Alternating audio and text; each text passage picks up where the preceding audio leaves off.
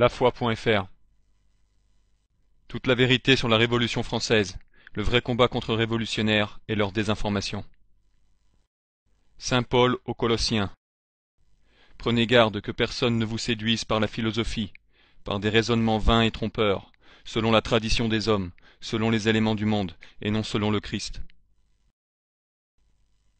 Cette vidéo se veut comme une mise au point. En ce qui concerne les points historiques importants, vous pourrez tranquillement vous y intéresser dans une sélection de liens de films, se trouvant dans la description de cette vidéo. Ils viennent de gens compétents sur le sujet. Toutes ces personnes sont autant concernées que nous à être catholiques traditionnels. Là où je veux insister, c'est la partie d'étude que les débats évitent, ou plutôt par les limites qu'ils imposent, font comme si la question ne se posait même pas. Cette zone radioactive, c'est le terrorisme intellectuel, qui est si bien implanté et attise la pensée unique antéchrist. On nous dit que la chose à savoir sur ça, c'est ceci et rien d'autre, en nous rassurant qu'à l'avenir, nos enfants sauront interpréter ce qu'ils voudront, du moment qu'ils n'aillent pas plus loin que cette nouvelle limite imposée. Cette limite, c'est les vainqueurs de l'histoire, c'est la République française qui les a fixés, la République des judéo-maçons. Dans leur débat, on ne parle pas de ce qui se dit dans cette vidéo, on parle de dates où on philosophe. Et quiconque ose questionner sur les thèmes gênants, l'Empire babylien s'efforcera d'écourter l'impact ainsi créé auprès des masses, à coups de slogans propagandistes ou de désinformation massive. On donnera du conciliaire à manger au peuple. Par conciliaire, je parle de ceux qui concilient, c'est-à-dire amener à un accord des personnes d'opinion contraire. Un débat avec ces thèmes gênants sera mouvementé, mais à la fin du temps imparti ne servant qu'à empêcher de parole celui qui en sait plus que celui qui ne sait rien, on fera un sourire d'hypocrite et on dira que c'est l'heure de trouver un terrain d'entente. Eh bien ce n'est rien d'autre que réconcilier faussement tout le monde, car c'est là tout le piège qui s'est tissé, qui se refermait lentement sur la proie des gens peu zélés. Les hérétiques modernistes s'y sont rués, et les tièdes ne sont que des collabos qui ne suivent que ce qui les arrange sur l'instant. Leur Dieu, c'est un être suprême, un faux Dieu pratique. Certains vont jusqu'à dire que l'idée même d'un Dieu ne peut pas exister. Quel blasphème en plus d'être stupide. Leur point commun, c'est qu'ils mentent et ne veulent pas porter leur croix pour le Christ. Dans ce qui va suivre, on va dire ce que des historiens ne pourraient pas dire dans un débat de plateau télé, soit parce qu'ils en seraient empêchés par le temps imparti, soit traités de fachos par le moralement correct, ou juste parce qu'ils ne sont pas catholiques et qu'ils n'y ont pas pensé. Eh bien c'est pas mon cas par la grâce de Dieu, car il n'y a pas de débat à avoir quand on sait qu'on se bat pour le bien véritable, la sainte foi catholique. C'est à prendre ou à laisser. Chapitre 1. Le rôle du roi de France. Échec de la royauté française. Pape Gélas Ier. Lettre à l'empereur Anastase Ier. 494. Il y a deux principes par lesquels ce monde est régi principalement. L'autorité sacrée des pontifes et le pouvoir royal.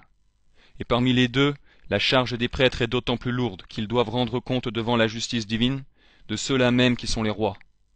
De même qu'elle n'est pas légère, la menace qui pèse sur les pontifes qui n'ont pas parlé pour le culte de Dieu, comme ils le doivent.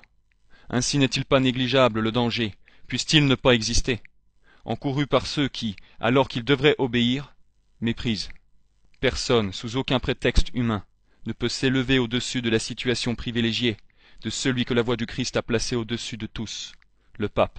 Elles peuvent être empêchées par des présomptions humaines, les décisions du jugement divin, mais vaincues, elles ne sauraient l'être par aucune puissance de qui que ce soit. Donc le pouvoir temporel est soumis au pouvoir spirituel, le roi est soumis au pape, comme le fidèle est soumis au prêtre.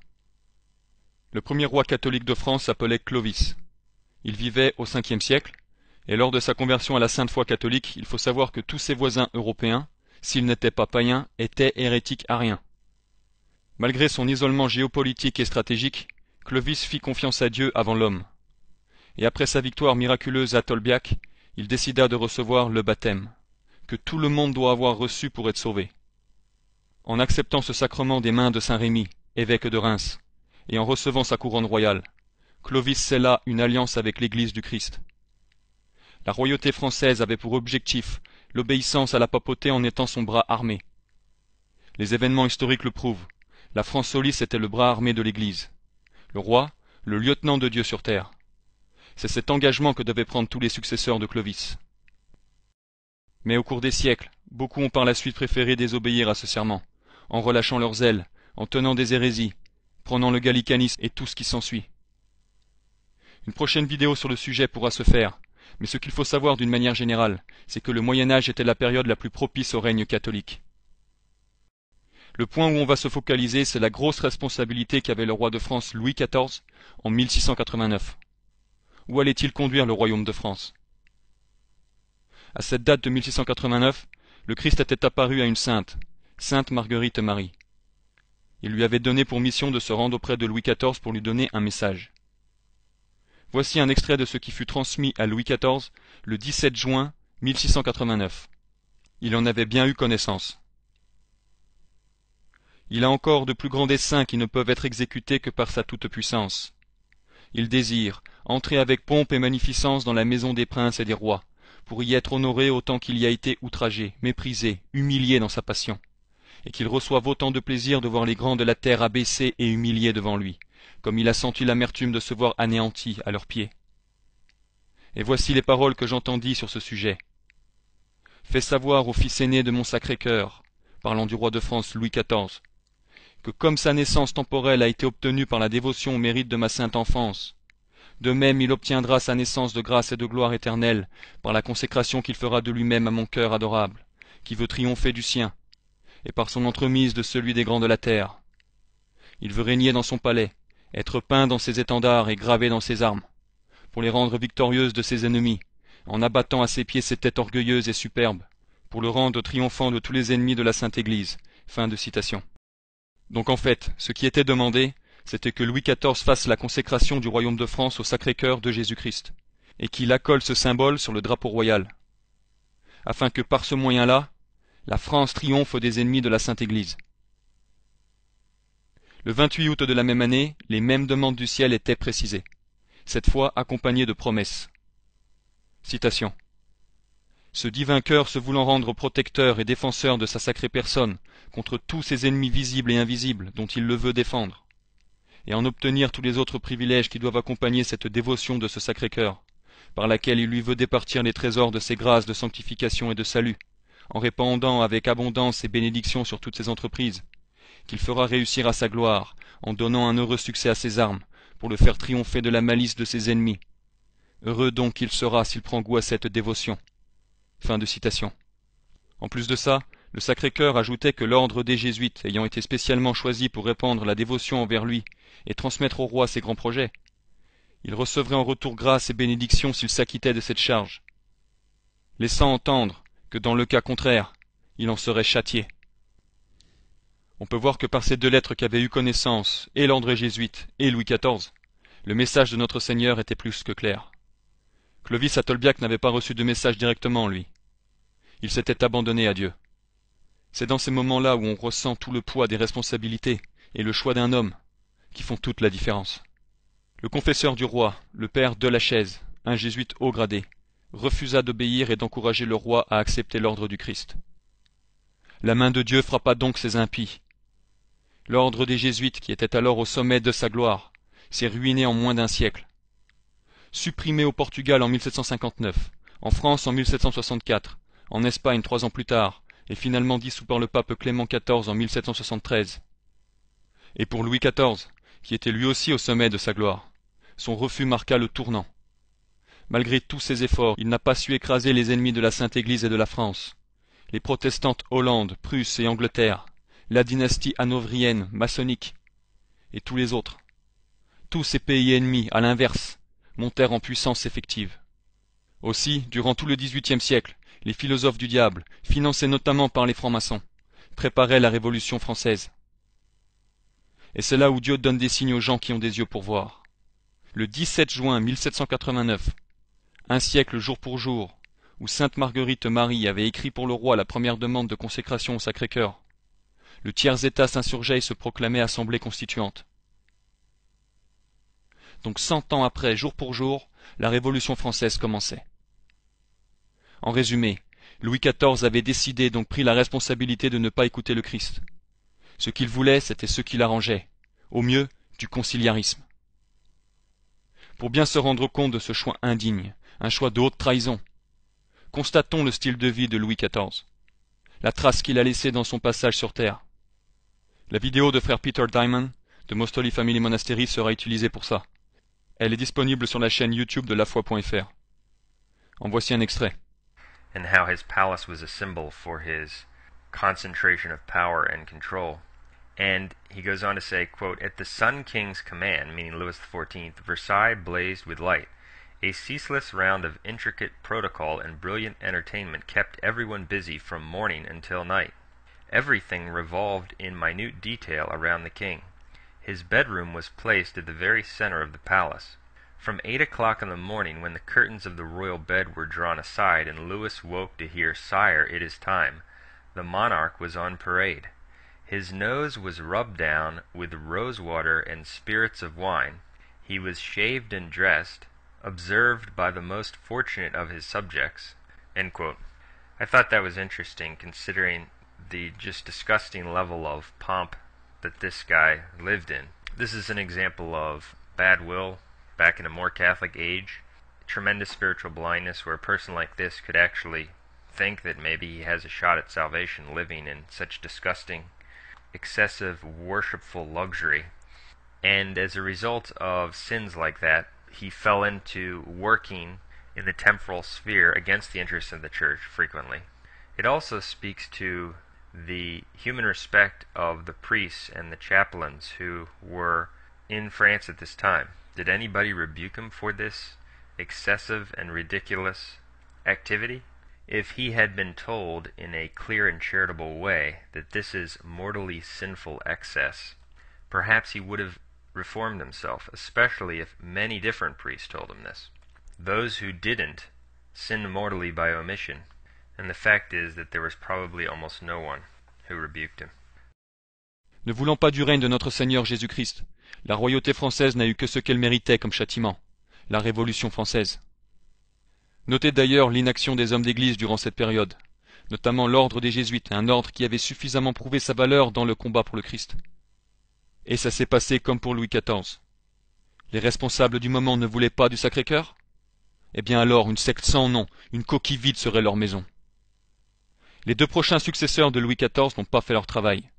Et Louis XVI, faible monarque, n'a pas su voir venir contre la France des ennemis assoiffés de sang, qui n'attendaient que le moment propice d'une inattention quelconque pour s'infiltrer et prendre la place. Pape Saint Léon le Grand, vous devez sans cesse vous rappeler que la puissance royale ne vous a pas seulement été conférée pour gouverner le monde, mais encore et principalement pour prêter main forte à l'Église, en comprimant les méchants avec courage, en protégeant les bonnes lois, en rétablissant l'ordre dans toutes les choses où il a été troublé. La noblesse française s'est auto-suicidée par le refus d'appliquer la fonction que Dieu lui avait donnée. Chapitre 2. Les porteurs de la lumière. Les judéo-maçons ont fomenté la Révolution française. Voltaire. Lettre à Helvétius. Avril 1761. Une fois que nous aurons détruit les jésuites, nous aurons beau jeu contre l'infâme. Ô philosophes, écrasez l'infâme tout doucement. Pape Léon XII, Quo Graviora, 1826. On ne doit pas s'imaginer que nous attribuions faussement et par calomnie à ces associations secrètes tous les maux et d'autres que nous ne signalons pas.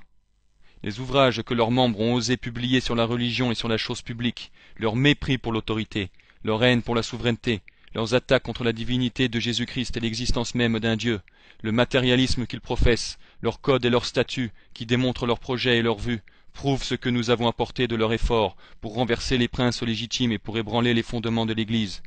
Et ce qui est également certain, c'est que ces différentes associations, quoique portant diverses dénominations, sont alliées entre elles par leur infâme projet. Ainsi ceux qui n'ont pas passé les rangs inférieurs doivent être considérés comme les complices du même crime, et cette sentence de l'apôtre tombe sur eux.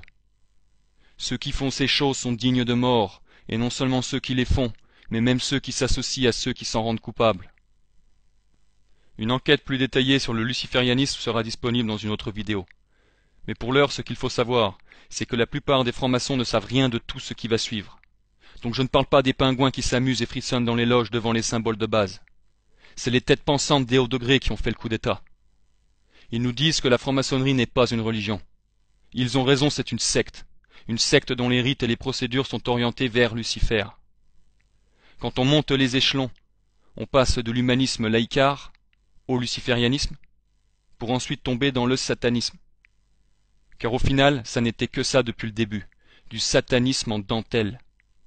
Magie blanche, magie noire, c'est la même chose, car c'est la même source. La franc-maçonnerie n'est que l'un des bras de la pieuvre, dont la tête est le pouvoir occulte aux mains des Juifs, qui possèdent l'argent, et dont Lucifer est l'inspirateur, l'intelligence et le chef. Les rites maçonniques sont inspirés de la Kabbale juive, la synagogue de Satan. Donc inutile de dire que je traite le sujet comme une conspiration faite uniquement d'hommes de genre mafieux. Non, le problème est spirituel. Ce sont des hommes qui écoutent des démons. La seule différence qui reste entre eux, c'est la hiérarchie du zèle. La Révolution française, c'est la synagogue de Satan contre l'Église du Christ. C'est donc Satan contre la Trinité. Toutes les fausses religions, islam, bouddhisme, etc., sont des conspirations sataniques. Mais ce ne sont pas ces dernières citées qui ont fait la Révolution française. Elles ont aidé indirectement les fauteurs principaux à fragiliser le royaume. Mais dans la loi du plus fort et de celui qui commande chez ces ennemis-là, c'est le groupe luciférien judéo-maçon qui l'a emporté. Cette conspiration luciférienne a depuis longtemps cherché à aboutir à un gouvernement mondial unique en recourant à toutes sortes de stratagèmes vicieux. Mais les protocoles, connus comme les protocoles des sages de Sion, furent son outil principal. Il n'y a qu'à le lire pour le comprendre. La conspiration existe vraiment. Mais tout de suite, brisons le mythe souvent entendu ou lu dans des magazines à désinformation, disant que c'est rien d'autre que l'œuvre d'un faussaire. Citation. Si les protocoles étaient des contrefaçons, comme seuls les médias juifs et leurs lecteurs osent l'affirmer, alors le paradoxe est confondant, à savoir que tout ce qu'ils décrivent allait passer sous nos yeux. Tout ce qui est dit est contenu dans le Talmud et dans Shulchan Aruch. À l'armée, les communautés juives du monde imaginèrent une parade. Le texte des protocoles, affirmèrent-elles, était de la main d'un faussaire, d'un antisémite, et non pas le compte-rendu d'un convent, comme l'assurait Serge Nilus. Mais cette parade ne devait pas tenir longtemps, puisqu'en effet l'esprit qui traverse les protocoles est l'esprit même qui traverse aussi le Talmud. Un même esprit de subversion et de domination haineuse contre la personne du Christ, l'Évangile et son Église. La controverse sur l'authenticité des protocoles ne visait autre chose qu'un blocage aux publications, une censure. Or, en langage de notre époque, nous sommes en face d'un copier-coller de passages du Talmud dans les protocoles. Au voleur, à l'assassin, crie le malandrin juif qui vient d'égorger un malheureux ou d'arracher son sac à une vieille dame, et qui va profiter de la confusion que provoqueront ces hurlements pour filer. C'est une ruse enfantée par l'hypocrisie et le cynisme pharisaïque, une recommandation millénaire du Talmud. Accuser un goy quand on risque le flagrant délit. Fin de citation. En 1776, Adam Weishaupt, ancien jésuite, professeur de droit canon à l'université d'Ingolstadt en Bavière, devint renégat apostat, après avoir succombé à des péchés mortels. Réputé pour son extrême intelligence et son orgueil surpassé, il fut contacté par la toute nouvelle maison de Rothschild, des kabbalistes, pour revoir et moderniser les protocoles. Et c'est le 1er mai de cette année 1776 qu'Adam Weishaupt termina leur rédaction. Il mit en œuvre ce complot révisé luciférien en donnant le nom d'Illuminati, porteur de lumière, aux agents mondialistes, recrutés parmi les grands intellectuels. Il créa aussi des loges maçonniques du Grand Orient dans plusieurs villes majeures d'Europe, pour en faire des bases de sa société secrète. Ce procédé servit à infiltrer la franc-maçonnerie régulière, afin d'utiliser ces maçons-là dans des opérations Illuminati. La secte redouble d'efforts. Pour décerveler les esprits, elle fonde partout des sociétés de lecture et de pensée, et fait imprimer à Londres et en Hollande d'innombrables pamphlets et libelles contre la royauté et l'Église, que ses affiliés distribuent secrètement jusque dans les campagnes. Bientôt de nombreux ministres font partie des loges, le clergé et jusqu'à des évêques sont affiliés.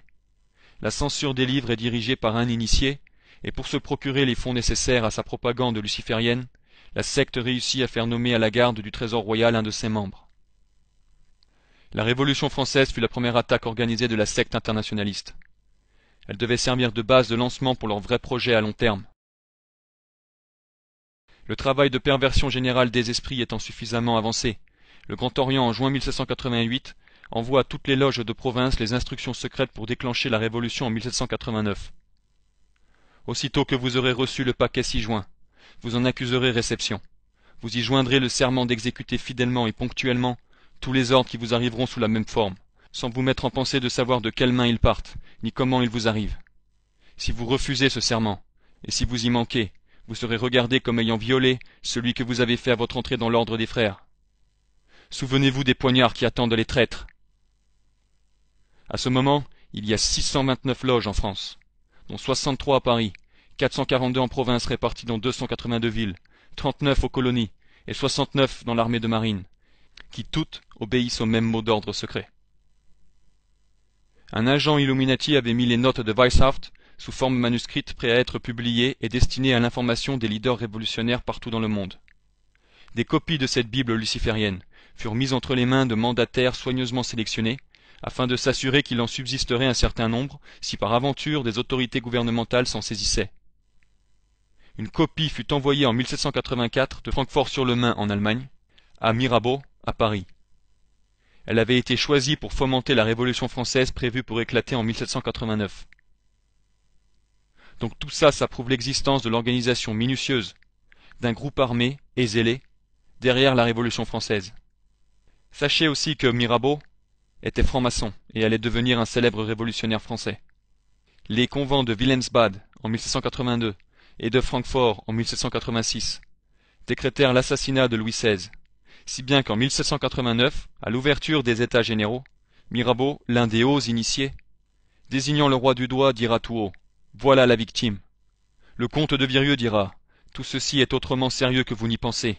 La conspiration est si bien ourdie qu'il sera pour ainsi dire impossible à la monarchie et à l'Église d'y échapper. » Et il se retira aussitôt de la secte dès qu'il comprit qu'elle poursuivait la ruine de la religion, le déshonneur de la reine et la mort du roi.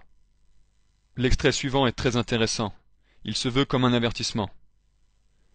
Alors que le courrier des Illuminati traversait la ville de Ratisbonne en route vers Paris, il fut tué par la foudre. C'était en 1784. La police remit aux autorités bavaroises les documents trouvés sur le corps. L'examen de ceux-ci révéla qu'il s'agissait des protocoles de l'ordre des Illuminati. Ici on peut clairement voir l'intervention de Dieu, qui neutralise le convoyeur, le brûlant sans brûler les précieux documents, pour qu'ils soient lisibles pour les autorités, afin qu'elles puissent agir. Le gouvernement bavarois mena son enquête avec minutie. Ce n'est qu'en 1786 qu'il termina d'examiner les preuves évidentes du complot. Il publia celles-ci dans un livre. Les copies en question furent envoyées par la Bavière à tous les chefs d'État et dignitaires de l'Église en Europe. L'histoire montre que ces avertissements furent ignorés, car les Illuminati occupaient déjà des positions clés parmi les autorités civiles et religieuses. La Révolution française éclata comme prévu. Ce passage démontre clairement l'inaction du roi Louis XVI à cette époque, qui laissait faire les philosophes et faisait confiance aux hérétiques. Que les Illuminati aient ou non fait pencher la balance de sa décision, il n'empêche que c'est une défaillance crasse de la part de Louis XVI. Car on n'a pas besoin de conseiller pour parvenir au moins à la conclusion que quelque chose de bizarre se trame derrière l'événement du convoyeur. La conséquence de cette décision irresponsable de la part de Louis XVI, en plus des hérésies qu'il gardait durant cette période, est méritée. Il ne faut pas croire que cet ennemi se soit arrêté dans sa démarche de démanteler plus en profondeur ce qu'il a déjà entamé, qu'il ait posé des limites dans cette guerre. La pieuvre a pris du poids depuis.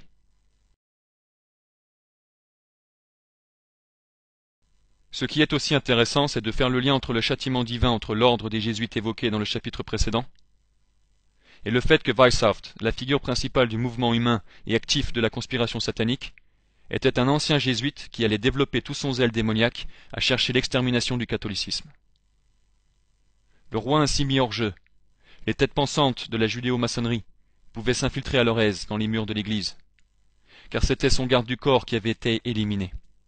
Mazzini, chef de la haute vente, successeur de Weishaupt.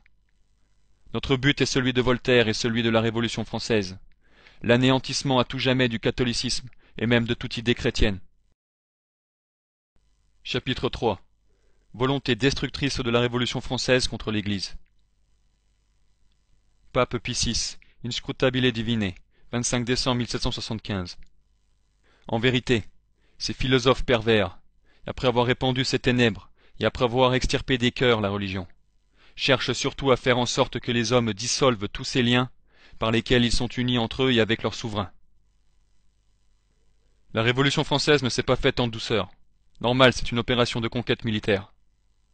Mais c'est tout? C'était juste une guerre civile comme ça, comme on a l'habitude d'en voir? Non, ce qu'elle a de différent par rapport aux autres, c'est qu'en plus d'être la première révolution du genre, sa machine destructrice ne s'est pas limitée qu'à la France. Le bras armé de la synagogue de Satan, Napoléon, a su comment propager son idéal. Et les autres nations du monde ont suivi l'exemple anticatholique si particulier de la Révolution française. C'était leur sœur aînée. La Déclaration des droits de l'homme porte à son sommet le symbole de la secte des porteurs de la lumière. Ces lucifériens se voulaient comme une lumière de liberté pour le peuple, voulant les libérer de l'obscurantisme de l'Église catholique grâce à cette déclaration. Eh bien, voyons les effets de sa propagation sur le peuple catholique, par une série d'exemples. La Révolution française n'était pas une fronde ordinaire. Au cœur de cette révolution idéologique, il y avait le rejet de l'ordre social chrétien, le rejet de Dieu. On songe à tous ces martyrs, on songe aux Vendéens. La persécution a été importante dans l'histoire de la Révolution, mais ne voir qu'elle, c'est s'interdire de voir tout un aspect extrêmement important d'enseignement pour notre monde contemporain. Cet autre aspect, c'est la volonté d'instrumentaliser le sentiment religieux au service de la puissance publique, au service de la Révolution et de la République. C'est-à-dire de substituer à la religion du Dieu qui s'est fait homme, Jésus-Christ, une véritable religion de la République dans laquelle les droits de l'homme tiendraient lieu d'évangile, dans laquelle la République serait divinisée. On la trouve dans l'entreprise de Robespierre, d'institution du culte de l'être suprême. Nous avons dans ces relations entre religion et révolution deux aspects complémentaires. 1. Sécularisation et persécution anticatholique. 2. Instrumentalisation du sentiment religieux au service de l'État révolutionnaire. La pensée des Lumières nous offre la clé de ce double aspect. On retrouve cette pensée chez Rousseau, philosophe franc-maçon des Lumières, dans son livre Le contrat social, qui explique qu'il y a une religion civile qui est nécessaire à la société, à l'équilibre et à l'ordre social, et que l'État doit promouvoir cette religion civile. Mais cette religion civile n'est pas l'Église catholique, c'est même l'exact contraire. Et on plaide pour le bannissement du catholicisme. Je cite. On doit tolérer toutes les religions qui tolèrent les autres, autant que leurs dogmes n'ont rien de contraire aux devoirs du citoyen. Mais quiconque ose dire hors de l'Église point de salut, doit être chassé de l'État. Et là vous avez la clé de compréhension de la tolérance des Lumières. La tolérance des Lumières est différente de la tolérance du XVIe siècle, période où les protestants hérétiques étaient très actifs. Cette tolérance catholique du XVIe siècle consiste à tolérer ce qu'on ne peut pas empêcher. La Déclaration des droits de l'homme et du citoyen porte en elle-même dès le début cette volonté de sécularisation. Il y a donc une volonté très nette de rupture avec le Dieu du christianisme pour inscrire cet être suprême qui est celui des agnostiques, qui est celui des loges maçonniques. La loi révolutionnaire n'est pas n'importe quelle loi, c'est une divinité. Les premiers chrétiens étaient contraints de rendre un culte au génie de l'empereur. Les chrétiens des temps révolutionnaires sont invités à adorer la loi, sous peine de terribles châtiments. L'insurrection contre une loi, dit un jour un soi-disant patriote, est le plus grand crime dont un citoyen puisse être coupable. Par ce crime, il dissout la société.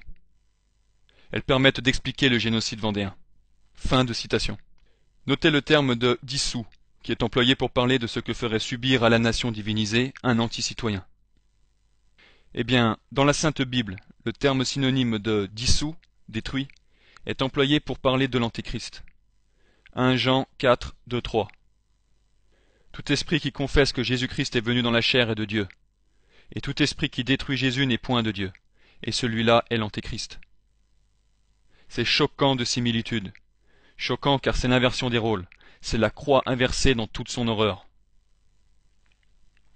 La même année, 1790, la loi intitulée Constitution civile du clergé crée une nouvelle église en France. Simple administration du culte. Comme les autres administrateurs, évêques et curés sont élus par le peuple. Cette nouvelle église est une église d'État, d'un État sans religion, la nouvelle constitution du royaume ignorant la religion et ne connaissant que des opinions religieuses, et une église schismatique. Les évêques se voyant interdire de solliciter du pape leur institution canonique et leur juridiction spirituelle. Non seulement le concordat avec le pape est rompu unilatéralement, mais bien pire, l'Église de France est séparée de Rome en vertu de la loi. Le schisme est vite rendu obligatoire. L'application du décret sur le serment des prêtres, qui découle de la constitution civile du clergé, cette modification est condamnée par Rome. Pape Pie VI, Quod aliquantum, 10 mars 1791. L'Assemblée nationale s'est attribuée la puissance spirituelle lorsqu'elle a fait tant de nouveaux règlements contraires au dogme et à la discipline. lorsqu'elle a voulu obliger les évêques et tous les ecclésiastiques à s'engager par serment à l'exécution de ces décrets. Mais cette conduite n'étonnera pas ceux qui observeront que l'effet nécessaire de la constitution décrétée par l'Assemblée est d'anéantir la religion catholique, et avec elle l'obéissance du roi. Donc, par la loi de la constitution civile du clergé, la Révolution française ne voulait juste que détruire l'Église catholique et l'obéissance due au roi. Pour obtenir l'adhésion des prêtres à cette réforme, on avait demandé à tout ecclésiastique de prêter un serment d'adhésion, serment obligatoire pour pouvoir effectuer les fonctions de curé de paroisse. La France était coupée en deux. La moitié des prêtres ont refusé de prêter le serment, l'autre moitié l'a accepté. Donc en cette fin de l'année 1790, un an et demi à peine après le commencement de la Révolution, et alors qu'elle ne s'est pas encore manifestée par la persécution sanglante, l'Église était déjà humiliée, asservie, mutilée. Ce qui est bien visible avec tous ces exemples, c'est que la persécution anticatholique s'est produite dès le début de la Révolution française. On voit sa progression rapide, qui descend vers toujours plus de bassesse et de volonté d'aller toujours plus loin dans la persécution. L'armée révolutionnaire joua là un rôle majeur. L'armée révolutionnaire était une armée de militants, envoyés dans les petites villes pour imposer la révolution localement. Des armées composées de sans-culottes, fanatiques révolutionnaires, qui se livraient au pillage, vivaient sur l'habitant, s'emparaient de vases sacrés dans les églises, fermaient les églises au culte, faisaient des mascarades anti-religieuses, arrêtaient des suspects et les exécutaient éventuellement. Cette armée révolutionnaire avait avec elle une guillotine, qu'elle promenait et qui servait. Ils vont changer le nom des villes, ce qu'ils appelaient régénérer. Les cloches d'église sont confisquées pour en faire des canons. Ceux qui disent ces messes clandestines risquent leur vie, mais également les fidèles qui y assistent. Combien sont ces martyrs chrétiens? 870 ont été reconnus par la congrégation romaine pour les causes des saints et béatifiés.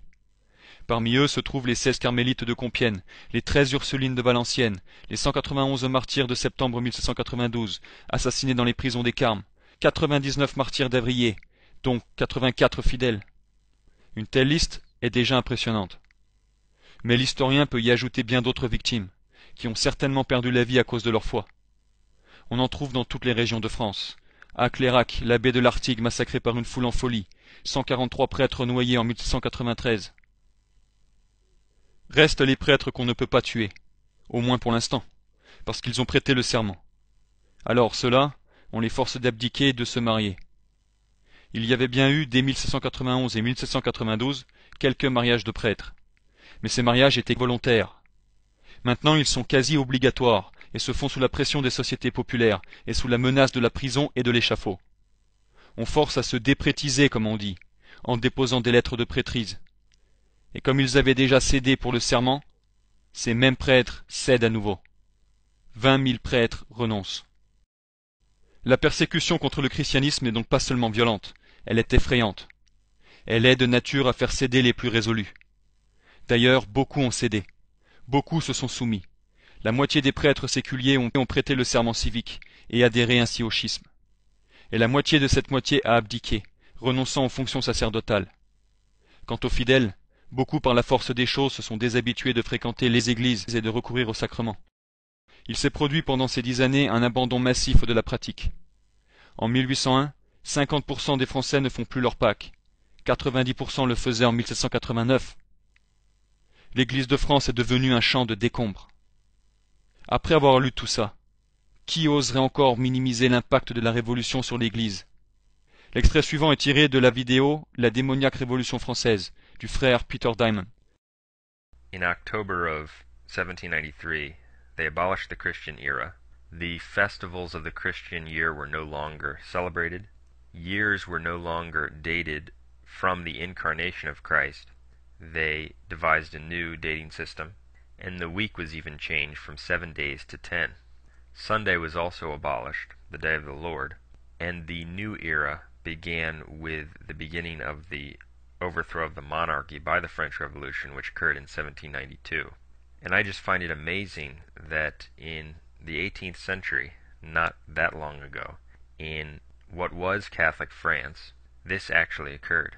It really speaks to the level of demonic activity behind the French Revolution and how quickly evil can sweep in and take over the masses and move large numbers of people.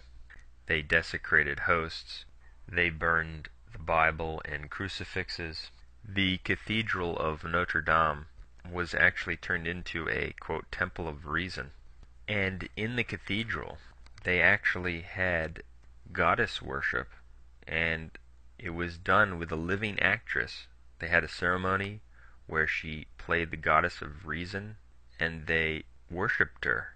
And so we see the demonic replacement of Christianity with this satanic, man-centered, idolatrous order. La Déclaration des droits de l'homme n'est rien d'autre que le remplacement de Dieu par l'homme. On voit bien la puissance antéchrist derrière tout ça. C'est le prélude à la grande apostasie. La Révolution française n'a apporté la lumière des droits de l'homme que pour mieux apporter la lumière de Lucifer. Le meurtre du roi, c'était le meurtre symbolique du père du peuple. Le nouveau régime révolutionnaire, c'est un régime antéchrist qui renversa un régime dont la responsabilité première était d'instaurer le règne du Christ, le règne du Sacré-Cœur de Jésus partout sur la terre. La Révolution voulait briser l'alliance ancienne entre le temporel et le spirituel, entre le pape et le roi. Ça se prouvera avec la loi de 1905. Mais en 1793, la contre-révolution vendéenne était pour la restauration de ce règne catholique traditionnel. Il devait donc y avoir combat. Chapitre 4. Le vrai combat contre-révolutionnaire. L'état d'esprit vendéen. L'horreur des guerres de Vendée. La terreur. Vous en avez sûrement entendu parler. Le phénomène est longtemps resté tabou, même s'il commence à se faire entendre. La découverte de charniers comme celui d'Angers en 2009, montrant la violence des coups portés contre les victimes, y sont pour quelque chose. Est-ce que ces Vendéens qui avaient une vie avant d'être ces squelettes empilés dans ce charnier, contenant surtout des femmes et des enfants, est-ce qu'ils étaient vus comme des citoyens par la République française? Eh bien on va voir que non. On va voir que la terreur, c'était avant tout la chasse aux catholiques résistants jugés mauvais républicains. Une volonté génocidaire pour étouffer toute forme de résistance catholique. Cette résistance revêt plusieurs aspects et elle s'organise. Pour couper court à ceux qui osent dire que les Vendéens n'avaient pas d'identité. L'identité catholique dans une croisade, derrière une bannière, c'est quoi, du flanc? Mettre le Sacré-Cœur sur son vêtement, en quoi c'est différent de la croix que portaient les croisés en Terre Sainte? Le soulèvement vendéen est celui dont le caractère religieux est le plus marqué. Marchant sur Jalais le 13 mars 1793 avec 500 hommes, c'est une des premières actions de la guerre de reconquête. Castellino fait arrêter sa troupe. « Mes amis, lui dit-il, n'oublions pas que nous combattons pour notre sainte religion. » Il s'agenouille, se signe. L'âme de la résistance est l'église clandestine, afin que les sacrements fussent administrés et que la messe fût dite.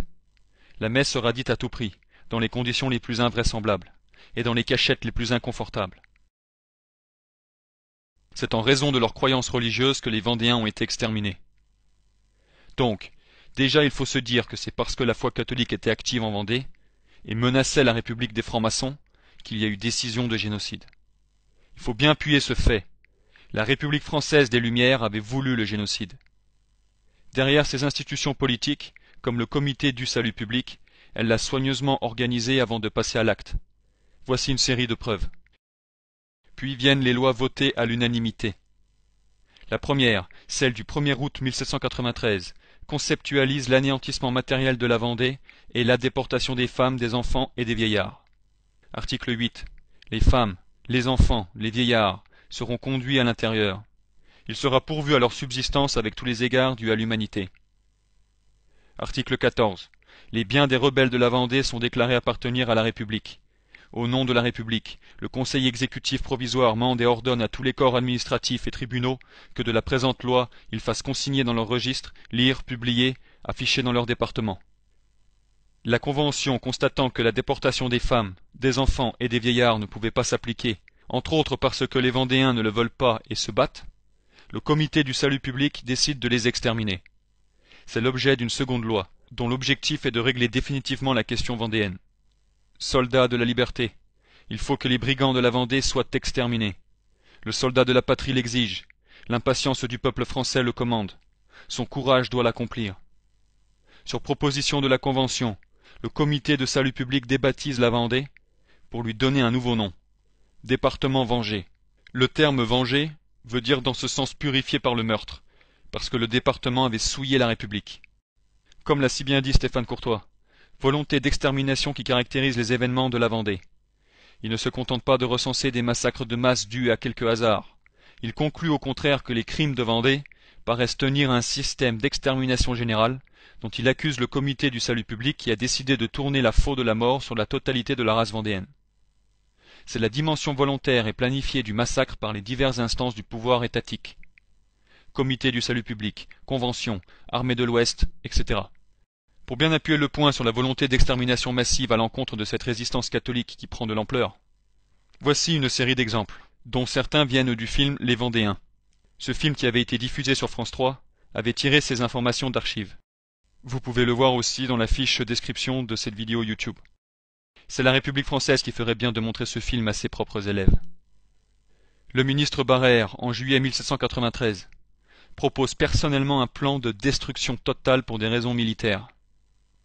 L'inexplicable Vendée existe. Elle menace de devenir un volcan dangereux. La Vendée est l'espoir des ennemis du dehors et le point de ralliement de ceux de l'intérieur. Vendée. Et encore la Vendée. Voilà le chancre qui dévore le cœur de la République. C'est là qu'il faut frapper. Détruisez la Vendée et la patrie sera sauvée. Détruisez la Vendée et Valenciennes n'est plus à l'Autrichien. Détruisez la Vendée et l'Anglais laissera Dunkerque en paix. Détruisez la Vendée et l'Espagne se verra conquise.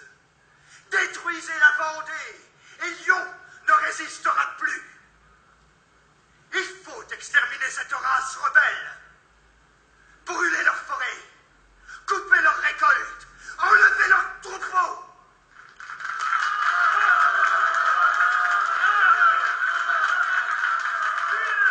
Il s'agit d'éliminer 815 000 habitants.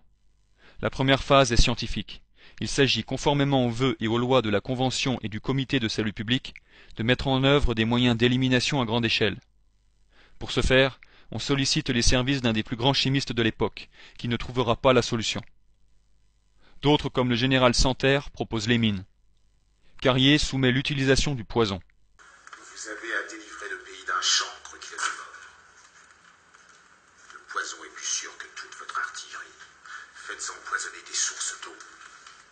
Empoisonnez du pain que vous abandonnerez à la voracité de cette misérable armée de brigands. Et laissez faire les faits. Vous avez des espions parmi ces soldats du pape qu'un enfant conduit. Lâchez-les avec ce cadeau. Et la patrie est sauvée. Vous tuez les soldats de La Roche-Jacquelin à coups de baïonnette, tuez-les à coups d'arsenic. Cela est moins dispendieux et plus commode. Pourtant, ces hommes ne rêvent que de progrès et de bonheur du peuple. Il faut régénérer la France de gré ou de force. Du-t-on en faire un cimetière? Les Vendéens ne doivent plus se reproduire. D'où le recours à une symbolique macabre qui consiste à couper les sexes mâles pour s'en faire entre autres des boucles d'oreilles ou pour les arborer à la ceinture comme autant de trophées, ou à faire exploser des cartouches dans l'appareil génital des femmes. Carrier se défend du moindre sentiment magnanime. Qu'on ne vienne pas nous parler d'humanité envers ces féroces Vendéens. Ils seront tous exterminés. Il ne faut pas laisser un seul rebelle, car leur repentir ne sera jamais sincère. Les Quignaux exigent même de ne plus faire de prisonniers. La race est maudite. Il faut passer de la théorie à la pratique. Le terme utilisé par Carrier ici, repentir, montre bien la vision idéologique de la révolution derrière le génocide. Pour qu'il y ait repentir, il faut qu'avant il y ait eu conviction religieuse contraire à celle qui pousse au repentir. Ici, bien sûr, cette confession religieuse que doivent se repentir les Vendéens, c'est la sainte foi catholique romaine. Ça ne fait aucun doute, c'était une planification de génocide. Mais pour se rendre pleinement compte de la réalité des choses endurées par les victimes vendéennes, il faut rentrer dans les détails d'exécution en masse. Les exemples qui vont suivre ne sont pas exagérés. Ils proviennent d'archives de témoignages. En pleine trêve Pascal, l'armée révolutionnaire va pratiquer la terre brûlée. Pour l'exemple, le premier village rebelle, Lavar, dans les Mauges, est livré aux flammes, et ses habitants au feu des pelotons. Sur la route de l'invasion, le pays sera mis à feu et à sang, villages et châteaux confondus.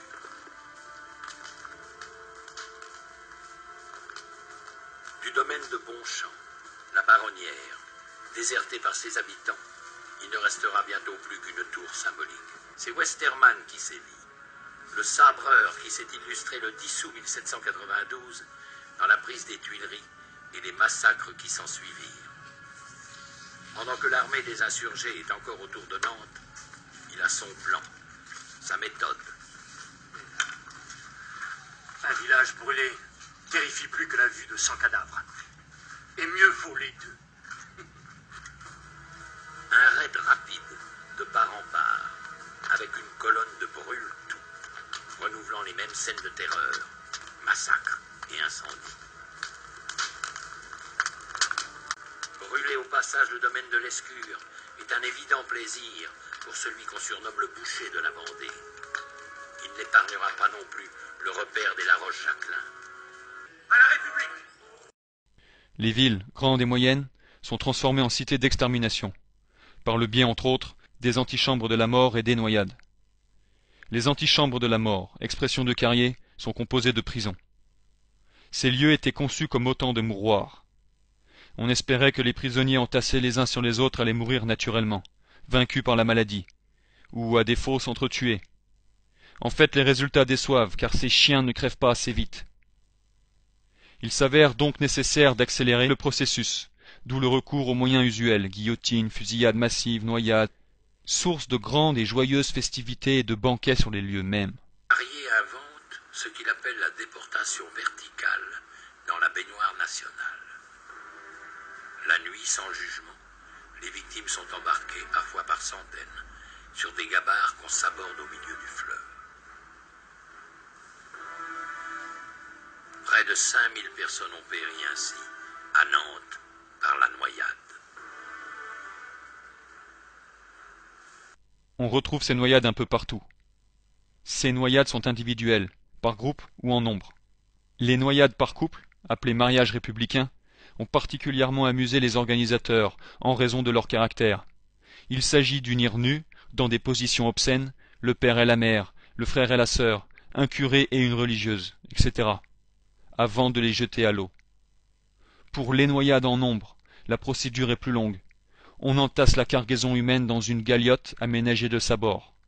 Une fois au large, on fait voler les planches en éclats. Le bateau coule et les prisonniers meurent noyés. À défaut, les survivants sont immédiatement sabrés, coupés en morceaux, d'où le nom de sabrade.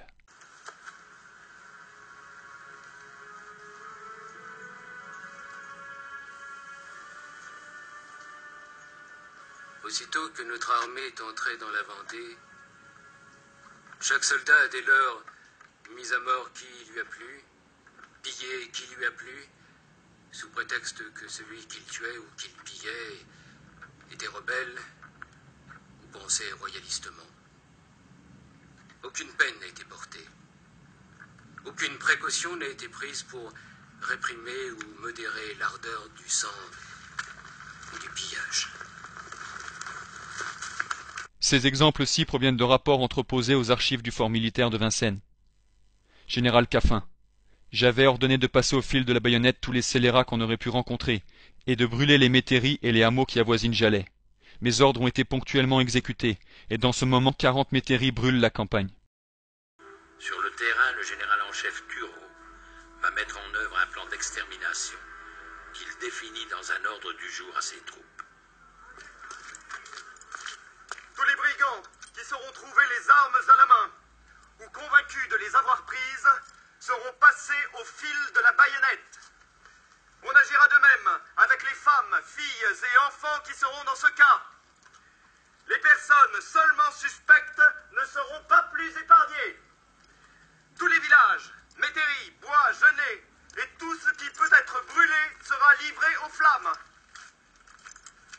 Tes mesures nous paraissent bonnes et tes intentions pures.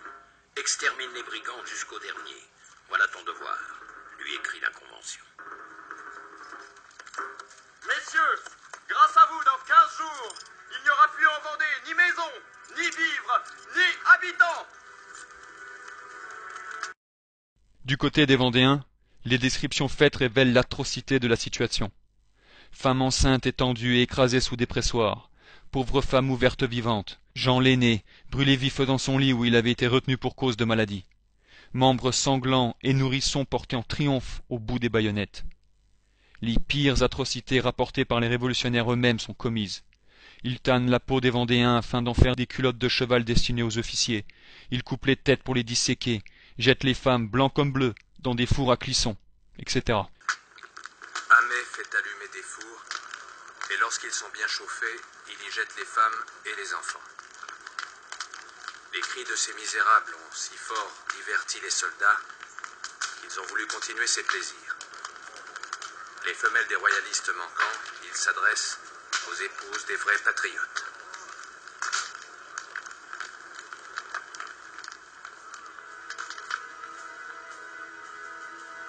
Toutes les paroisses de Vendée payèrent leur tribut de ruines et de martyrs. Une les symbolise toutes.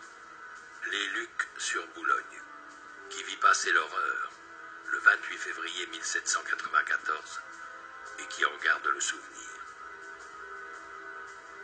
Ce jour-là, la colonne du général Cordelier arrive au bord de la Boulogne. Sur l'autre rive, le curé de la paroisse, l'abbé Voineau, 70 ans, tente de s'interposer. Il sera très symboliquement le premier sacrifié, mais il n'empêchera pas le massacre de son troupeau.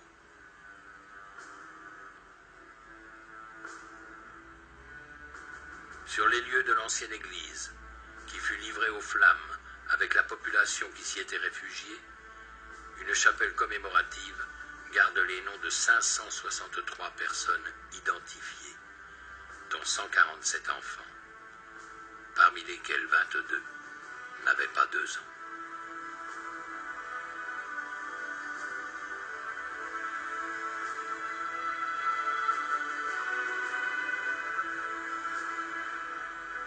La Vendée n'oublie pas.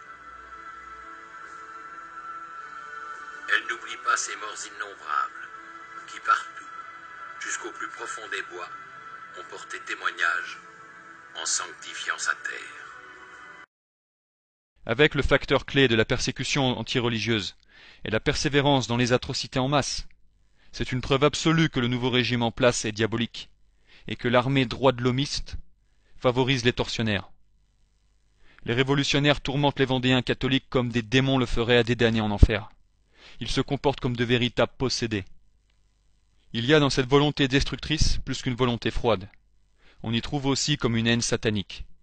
Cette haine, on la sent quand on dépouille des interrogatoires des paysans vendéens arrêtés en masse après la défaite de l'armée catholique et royale à Savonnet. On peut voir dans ces documents toute la fureur des commissaires politiques chargés de questionner les prisonniers. Beaucoup de ces derniers sont trouvés porteurs de chapelets, d'insignes du Sacré-Cœur, et même parfois de livres de dévotion, comme l'Imitation de Jésus-Christ. Or, la simple vue de ces objets inspire aux commissaires une rage insensée.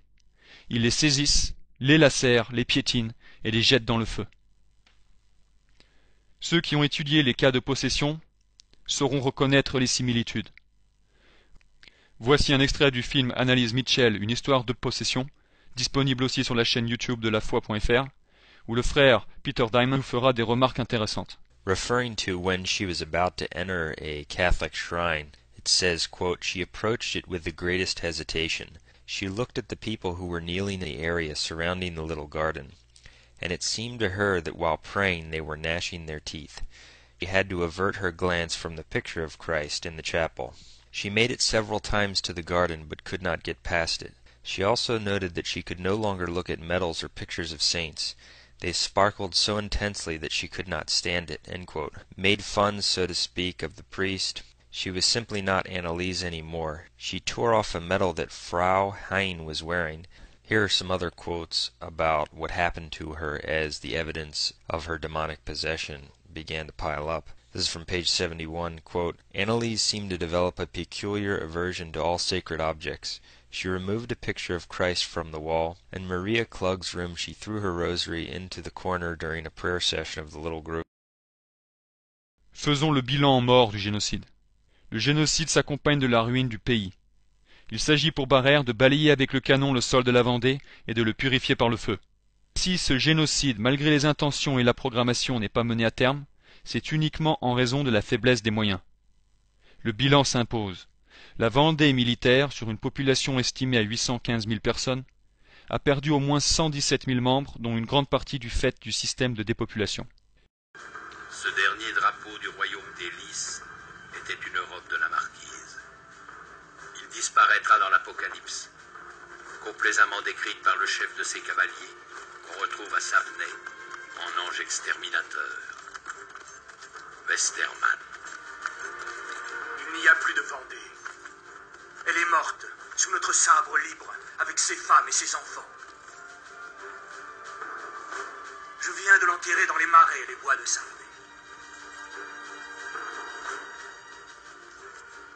J'ai écrasé les enfants sous les pieds de mes chevaux, massacré les femmes qui n'enfanteront plus de brigands. Je n'ai pas un prisonnier à me reprocher. J'ai tout exterminé. La persécution a donc été efficace. Il faut dire, s'il n'y avait pas eu de résistance, la persécution aurait tout anéanti, ou presque tout. Ce n'est pas là diminuer le mérite de la résistance, mais c'est au contraire lui décerner le meilleur hommage et le plus fidèle à la vérité. Très symbolique aussi, ces croix de carrefour qu'on enflamme, et ces cloches qu'on ne peut faire taire, et qui vont ressusciter une armée. L'armée des brigands s'est retrouvée face à l'armée de la Révolution. C'est le grand choc, comme disent les Vendéens. Toutes les caractéristiques de la persécution prouvent en elles-mêmes que le combat vendéen ne devait être axé que contre cette déchristianisation. Car si c'était une résistance provoquée par des frustrations d'origine matérialiste, ou bien égoïste, elle n'aurait pas fait long feu, ou n'aurait carrément pas eu lieu devant de telles atrocités. Car pourquoi se battre quand on peut faire le lâche et accepter les ordres de la République? Surtout devant les boucheries se passant tout autour de soi. Non, la résistance militaire à cette époque, avec l'organisation de résistants en armée catholique et royale, est bel et bien une croisade. Les nobles qui sont restés fidèles à la royauté en deviennent ses chefs, de par leur capacité militaire. De Cathelineau va s'unir à d'autres, et du 10 au 15 mars, les émeutes spontanées des conscrits vont tourner au soulèvement général d'une population excédée. Il faut alors des chefs expérimentés, de vrais militaires, les nobles. Le marquis de Bonchamp sera sceptique. Il refuse de prendre la tête d'une jacquerie. Mais devant l'insistance de ces gens, il demande la nuit pour réfléchir. Ce soldat de métier, âgé de 33 ans, a déjà longuement guerroyé en Inde, avec des troupes réglées. Mais que valent ces paysans qui n'ont jamais porté les armes que dans la braconne?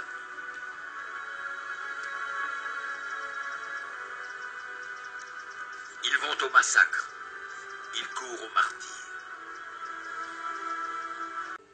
Et grâce à Dieu, le cœur ne m'a jamais manqué depuis.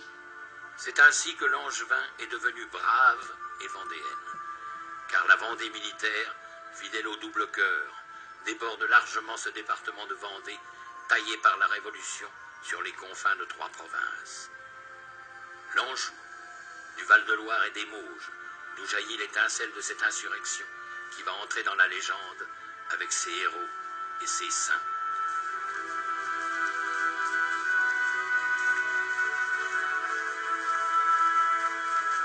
Le plus exemplaire, issu de ce peuple, il y a 200 ans, Jacques Cathelineau, le saint de l'Anjou, sera le premier généralissime de la grande armée catholique et royale.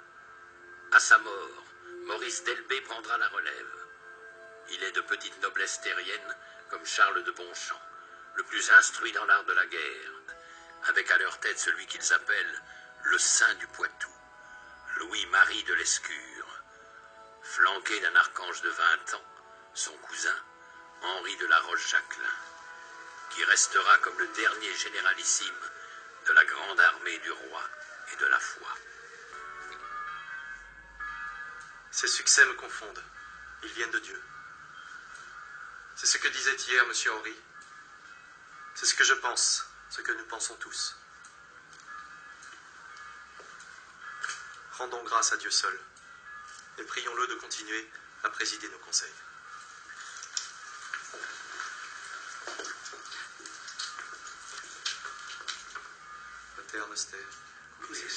Catilino, élu généralissime, ne peut que s'en remettre à Dieu pour inspirer la stratégie générale.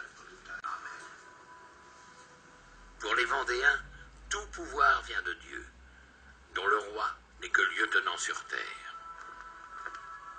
Le roi, c'est cet orphelin de 8 ans, Louis XVII, fils de Louis XVI, et comme son père prisonnier au temple, arraché à sa famille, livré à ses geôliers. Bien sûr, il faut le délivrer, le faire sacrer selon la tradition venue du fond des âges, et rétablir sur le trône de France le roi très chrétien, tenant ferme la main de justice de sa gauche et le sceptre de sa droite. Donc même si des paysans ignorants de la conception de croisade pouvaient se trouver dans les rangs de l'armée catholique, c'est pas grave en soi, car c'est pas eux les chefs de cette armée. C'est pas à eux qu'on a donné la responsabilité de diriger les troupes, de les encourager, de protéger non pas juste leur propre famille, mais toutes les familles vendéennes.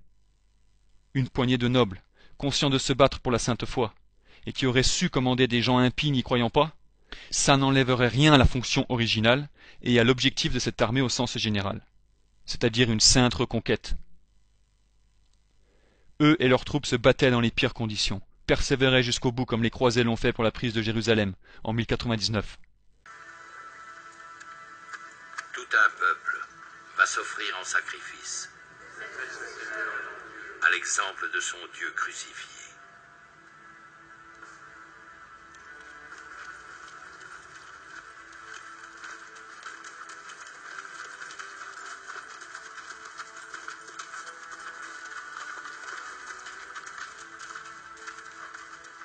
Chacun rêve d'appartenir à ce nouveau peuple élu qui vient de traverser la Loire comme une autre mer rouge.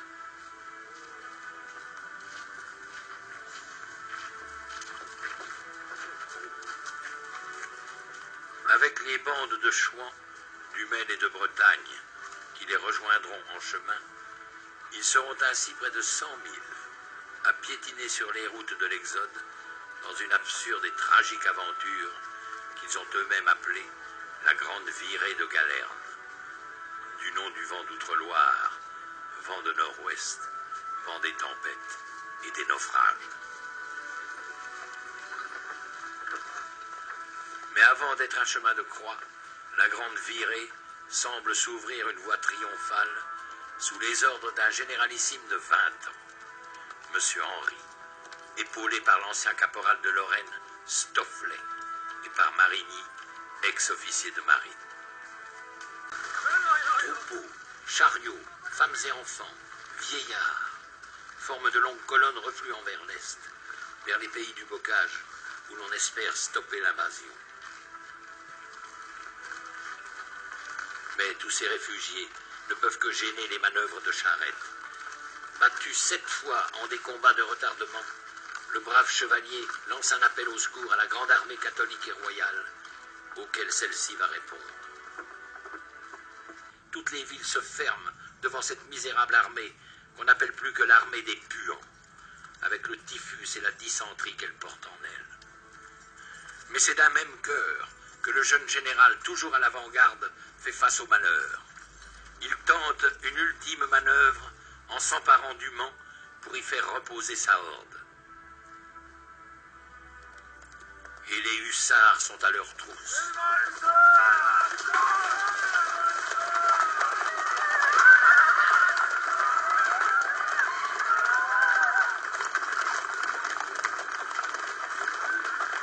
Toutes les divisions de la République accourent à la curée, avec des chefs de meute qui s'appellent Westermann, Kléber ou Marceau.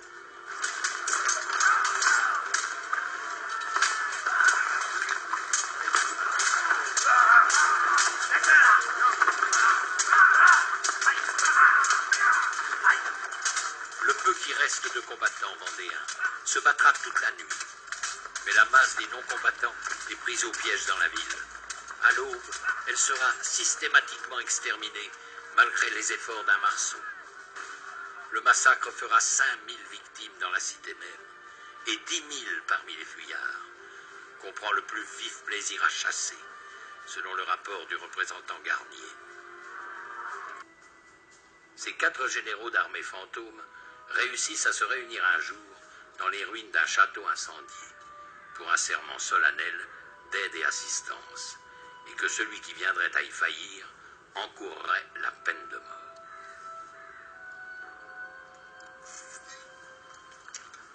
Mais est-ce que les Vendéens voulaient une France de marécage? Une France de puants? Une France où la messe se ferait dehors? Eh bien non. Sans chercher à ne voir que perfection idolâtre dans cette armée catholique, car il y avait forcément en son sein des gens de basse morale comme dans tout groupement de foule.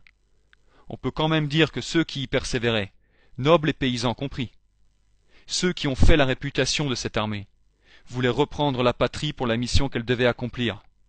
Et ils avaient compris que s'ils laissaient le pays aux mains de ces traîtres, les générations futures verraient un règne antéchrist. Armée de courageux, armée de frères et de sœurs catholiques, c'était une armée qui donnait l'exemple. Camarades, il faut vaincre ou périr. C'est ici qu'il faut sauver notre pays d'une entière destruction. Si vous fuyez, tout est perdu. Et vous ne me verrez plus à votre tête. Vive la République! Vive la République! Où Delbé va tenter de mettre un frein au désir de vengeance après la victoire. Assassin! Le général Lordon! Non! Je ne veux pas d'assassin pour soldats! Justiciers! Nous sommes des justiciers, mon général! Si nous les tuons pas, nous les trouverons en face de nous! Ainsi nous ne serons jamais vainqueurs! Dieu ne nous demande pas de vaincre, il nous commande de combattre. Remercions-le aujourd'hui de nous avoir accordé la victoire. À genoux.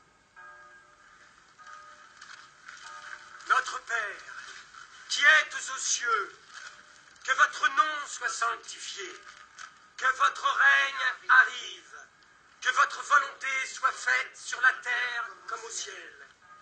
Donnez-nous aujourd'hui notre pain quotidien. Pardonnez-nous nos offenses comme nous pardonnons à ceux qui nous ont offensés. Mes amis, tous, comme le Christ, vous pardonnerez.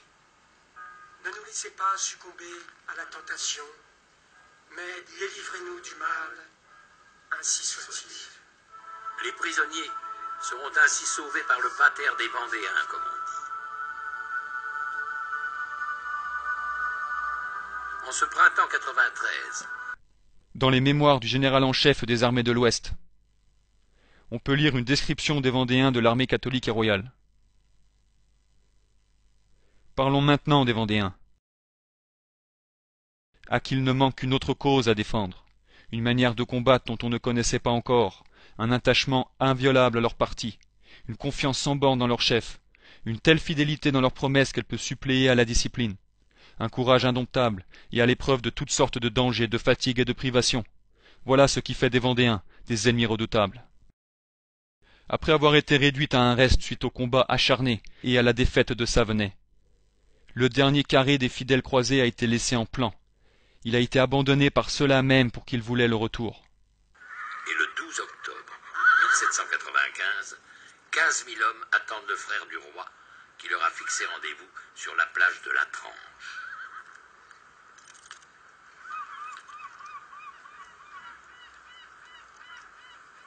Un prince, enfin, vient se mettre à la tête des soldats du roi.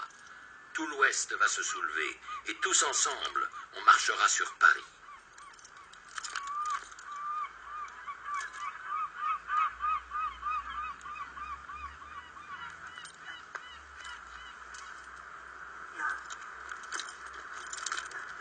Charette se dirige vers une vedette qui semble escorter un messager. De quel message est-il porteur?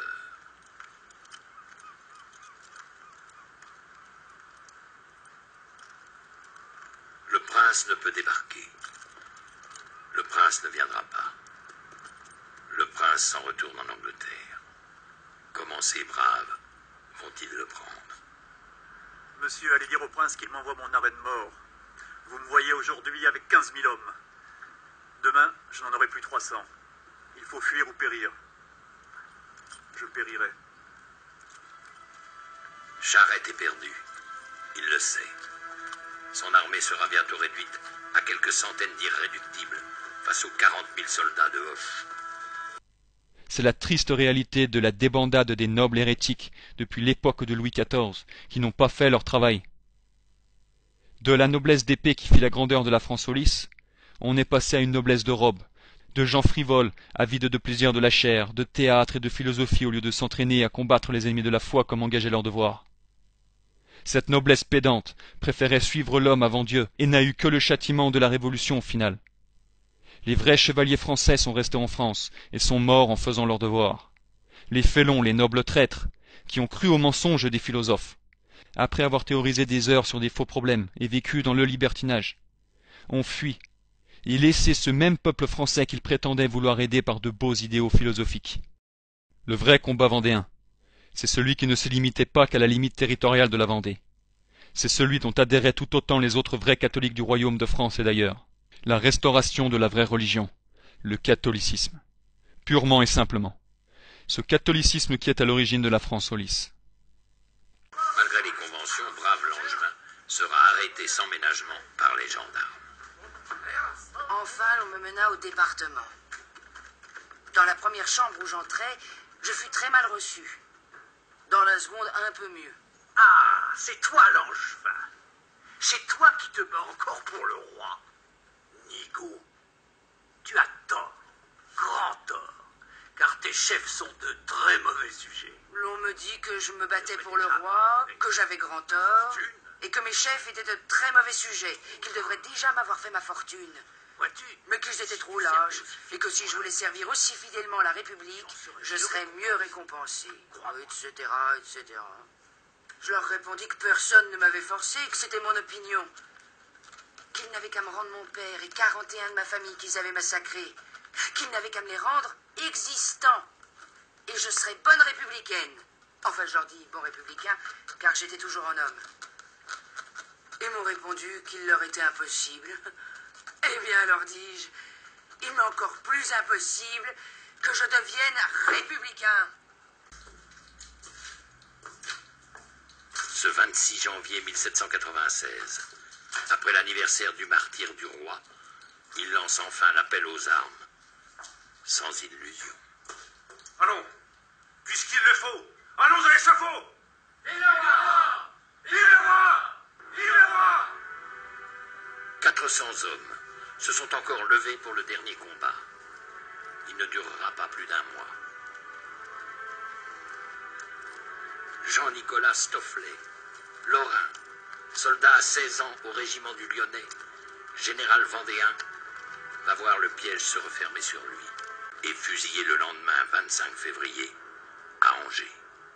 Vive le roi quand même!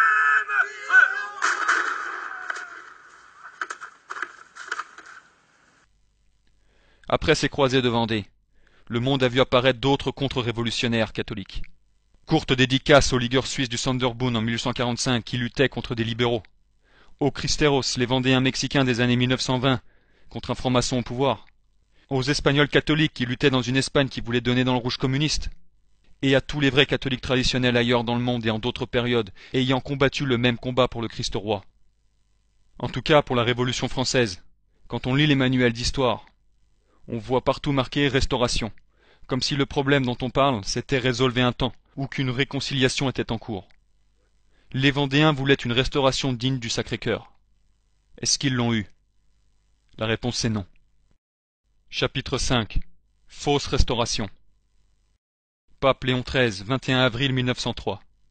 La France reviendra aux traditions de Saint-Louis, où elle périra dans la honte et la ruine.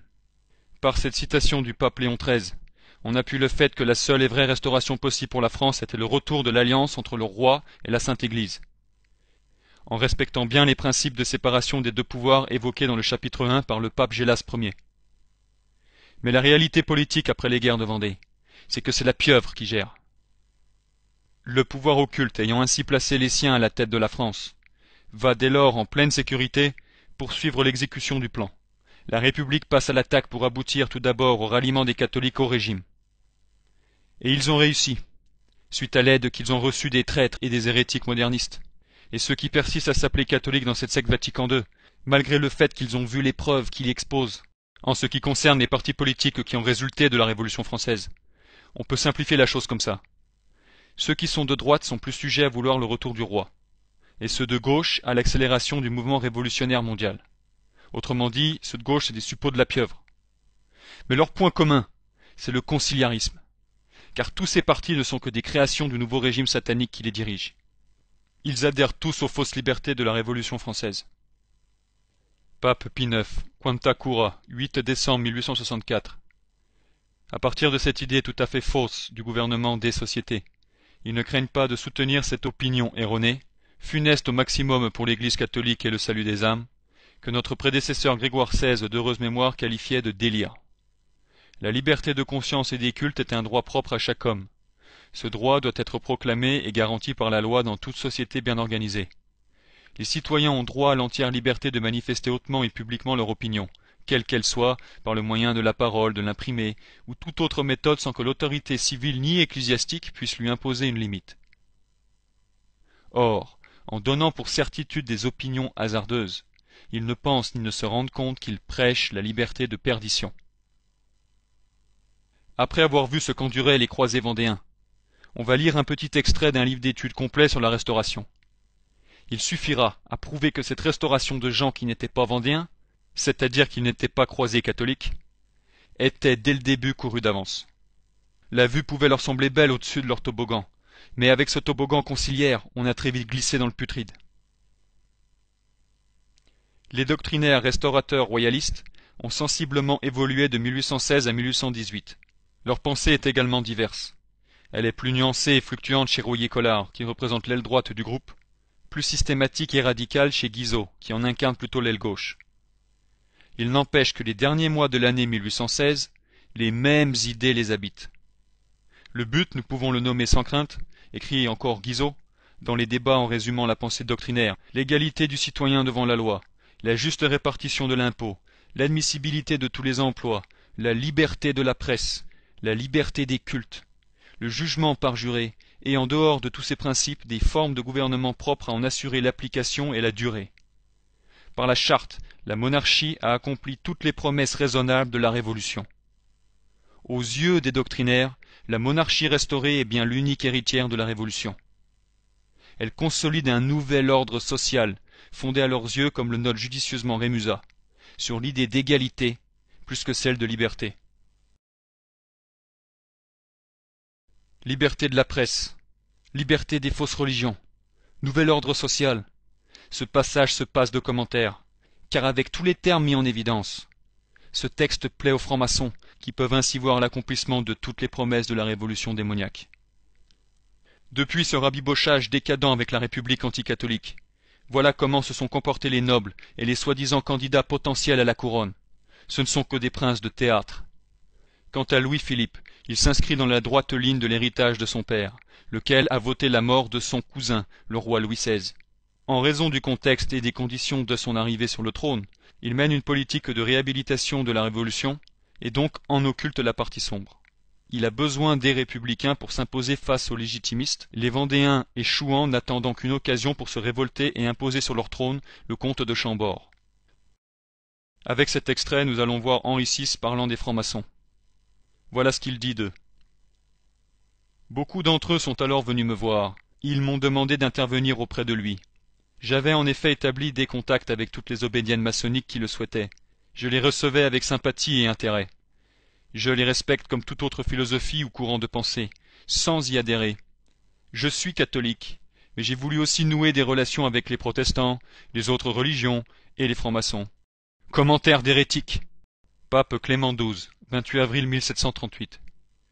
C'est pourquoi nous défendons sévèrement, à tous et à chacun des fidèles de Jésus-Christ, c'est-à-dire des catholiques, d'entrer dans les dites sociétés de francs-maçons, et cela sous peine d'excommunication à courir pour tous les contrevenants, ipso facto et sans autre déclaration. Le successeur légitime du comte de Chambord, connu comme franc-maçon, Quant à Henri d'Orléans, il avait rejoint dans les années 1980 la Grande Loge nationale française. Il deviendra même maître. Louis XVIII aurait aussi été initié quand il était comte de Provence. C'est un fait que la Restauration montrera une relative tolérance envers la franc-maçonnerie. Charles X, son affiliation maçonnique apparaît encore plus probable. Ces princes de la jet-set ne seront jamais mes rois. Pourquoi? Car j'adore le roi des rois. Et ces princes-là, le Christ roi ne les reconnaît pas. Et même si ces personnes disent qu'elles ont fait tout ça pour de bonnes intentions, prétextant que c'était pour réconcilier tout le beau monde, que le sang a trop coulé, qu'il fallait la liberté et l'égalité dans le royaume, c'est du bidon. C'est des traîtres au Christ, des traîtres à l'engagement du roi Saint-Louis. La devise de la France républicaine est clairement d'origine franc-maçonne. Ça clôt tout le débat de restauration avec ça. Il est bon de le montrer par un texte maçonnique quasi officiel, au nom des grands et nobles principes dont s'inspire l'institution maçonnique, universelle et synthétisée par la glorieuse devise « Liberté, fraternité, égalité », d'où chaque communion maçonnique tire ses courants d'action et de pensée. Donc ces princes royaux écoutent la franc-maçonnerie. Mais est-ce qu'ils écoutaient la Sainte Église? Pape Léon XII, Quo Graviora, 13 mars 1826. La secte dite des francs-maçons, ouvertement ennemie de l'Église catholique. Princes catholiques, les circonstances actuelles sont telles que vous avez à réprimer ces sociétés secrètes, non seulement pour défendre la religion catholique, mais encore pour votre propre sûreté et pour celle de vos sujets. Ces francs-maçons ne sont pas moins ennemis de votre puissance que de la religion. Ils attaquent l'une et l'autre et désirent également les voir renversés. Et s'ils le pouvaient, ils ne laisseraient subsister ni la religion ni l'autorité royale.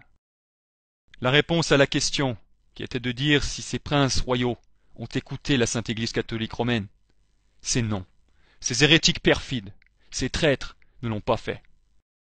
Il est important de comprendre que dans le combat contre-révolutionnaire actuel, on trouve un tas de faux traditionalistes en tout genre. Une future vidéo sera faite contre eux. Ce sont les nouveaux pharisiens. Les pharisiens, c'étaient ces juifs amoureux de l'homme qui ont fait crucifier le Christ, parce qu'ils ne considéraient pas Jésus comme le Messie. Certains parmi ces faux traditionalistes sont des idolâtres du roi de France, disant vouloir absolument son retour, comme si c'était l'unique solution. Quand leur candidat n'est pas un roi jet-set, ils disent qu'il doit être un bon catholique. Mais alors, dites-moi, c'est quoi pour vous être catholique? Croire à tous les dogmes sauf quelques-uns? Dire qu'on peut se sauver dans toutes les fausses religions? Ignorer le message de Notre-Dame de Fatima et dire qu'il y a 3 baptêmes et pas un seul, comme l'a clairement affirmé Jésus-Christ? C'est pas catholique tout ça, c'est juste hérétique. La seule restauration possible en l'année 1793 était vendéenne. Le vrai combat vendéen. Tout le reste de pourparlers qui s'en est suivi n'est que conciliarisme hérétique de la pire espèce. Les républicains modérés de l'époque, écœurés des atrocités commises par leurs camarades, auraient donc dû se repentir en travaillant pour la restauration vendéenne. Quant à la situation actuelle où nous vivons maintenant, peu importe le retour d'un roi au sens physique du terme. Ce qu'il faut avant tout, c'est la sauvegarde de la foi catholique en son intégrité, avant le souci de gestion de règne par un homme. Car comme nous l'avons vu avant avec le pape Gélas Ier, un roi n'est qu'un fils de l'Église et doit être soumis, car ce n'est pas lui qui fait l'Église du Christ. Quand c'est pas les hérétiques qui désinforment sur le vrai combat vendéen, parce qu'ils ne connaissent rien à la conception catholique de croisade ou de guerre juste, c'est l'élite au pouvoir qui s'en charge, et comme ils en ont les moyens, ils le font mieux. Chapitre 6. Désinformation massive. Voltaire. Lettre à Thiriot, 21 octobre 1736. Le mensonge n'est qu'un vice que quand il fait mal. C'est une très grande vertu quand il fait du bien. Soyez donc plus vertueux que jamais.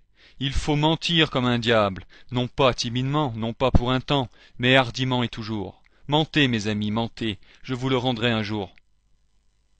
Eh bien, on va lui faire avaler sa perruque à ce faux ami-là, ce traître qui a le père du mensonge pour père, Satan. Intéressons-nous à la déformation massive dans le sujet de ce film, à savoir la Révolution française et sa vraie contre-révolution. Pour qu'il y ait désinformation, il faut qu'il y ait information. Dans ces livres, cette information peut se voir dans le fait de traiter un sujet, une période historique, sans ignorer les thèmes qui fâchent, et c'est exposé de multiples manières. Mais dans son ensemble, au cours du raisonnement d'un auteur ou d'un courant de pensée, on tombe sur une information piège, inconsciemment ou consciemment posée par l'auteur, qui aura pour objectif d'orienter le lecteur sur une autre conclusion que celle qu'il aurait dû prendre. Et c'est là le piège. Les exemples massifs de désinformation qui inondent la masse sont divers et se rapportent tous au terrorisme intellectuel. Le réseau triangulaire de ces pseudo-informations est simple. Ça sort des loges, c'est enseigné dans les écoles de la République, et c'est gobé par les apostats français. Sans perdre plus de temps, commençons avec 2 livres dont les auteurs conspirationnistes ont compris que les judéo-maçons sont derrière la Révolution française. Mais qu'est-ce qui va pas alors dans ce cas? Eh bien, dans le premier, Satan, prince de ce monde, l'auteur, le capitaine de frégate William Guicard, décédé en 1959, est la personne la plus citée dans les enquêtes Illuminati. Beaucoup de gens le traitent comme un héros, surtout les protestants hérétiques. Hormis le fait qu'il ait pu rassembler quantité de preuves prouvant l'existence de cette secte luciférienne, c'est un devoir de préciser qu'il était hérétique, et que beaucoup de ses propos sont anti-catholiques. Une preuve devrait suffire à la page 99. L'Inquisition était une inspiration du démon. Pitoyable hérétique. On comprend mieux pourquoi les protestants conspirationnistes se l'accaparent. Mais quand on lit ce qu'il dit quelques pages plus loin, on comprend tout sur son cas. Je compte des francs-maçons parmi mes amis. Dans les années 30, j'ai eu l'honneur et le privilège de prendre la parole dans de nombreuses loges maçonniques. Je fus ainsi honoré à plusieurs reprises par la loge. Comme vu au chapitre 5, c'est l'excommunication automatique pour quiconque s'affilie avec les francs-maçons. Notez au passage que la maison d'édition qui produit et diffuse ces livres prétend avertir les lecteurs que l'auteur n'a pas intégré la doctrine sur le péché originel. Il nous fait l'honneur de montrer ce que c'est. Mais il ne nous avertit pas sur ce qu'on vient de voir. Cette maison d'édition prétend œuvrer pour la sauvegarde de la littérature catholique. Ça montre encore une fois le danger des faux traditionalistes, dans toute son atrocité. Pour le second livre. La preuve se trouve à la même page où vous aviez vu les preuves portées contre la franc-maçonnerie dans le chapitre 2. Et c'est juste quelques lignes plus loin qu'on trouve le tic. L'auteur se disait catholique, mais quand on lit ce qu'il y a sur cette page-là, et partout ailleurs sur son œuvre, on peut constater qu'il considérait l'antipape infiltré satanique Paul VI comme un pape, tout en affirmant dans le même temps à la page 212 que sa politique engendrait la démolition de l'Église catholique. En plus, il minimise la responsabilité de Paul VI, cet hérétique perfide. Le pouvoir occulte exerça une pression. Paul VI s'est trouvé dans l'obligation de déclarer. On voit aussi qu'il croit au mythe du concile pastoral. Mais un pape ne peut pas être à la fois un berger qui guide les moutons, tout en étant un boucher les dépaissant à l'abattoir. Et à la page 232, on trouve encore pire. Il fait cette phrase effrayante. Certains se sont alors demandé si l'Église, du fait de cette pression extérieure, ne se serait pas trouvée sede vacante. Nous sommes incompétents en la matière, et donc nous refusons de prendre parti.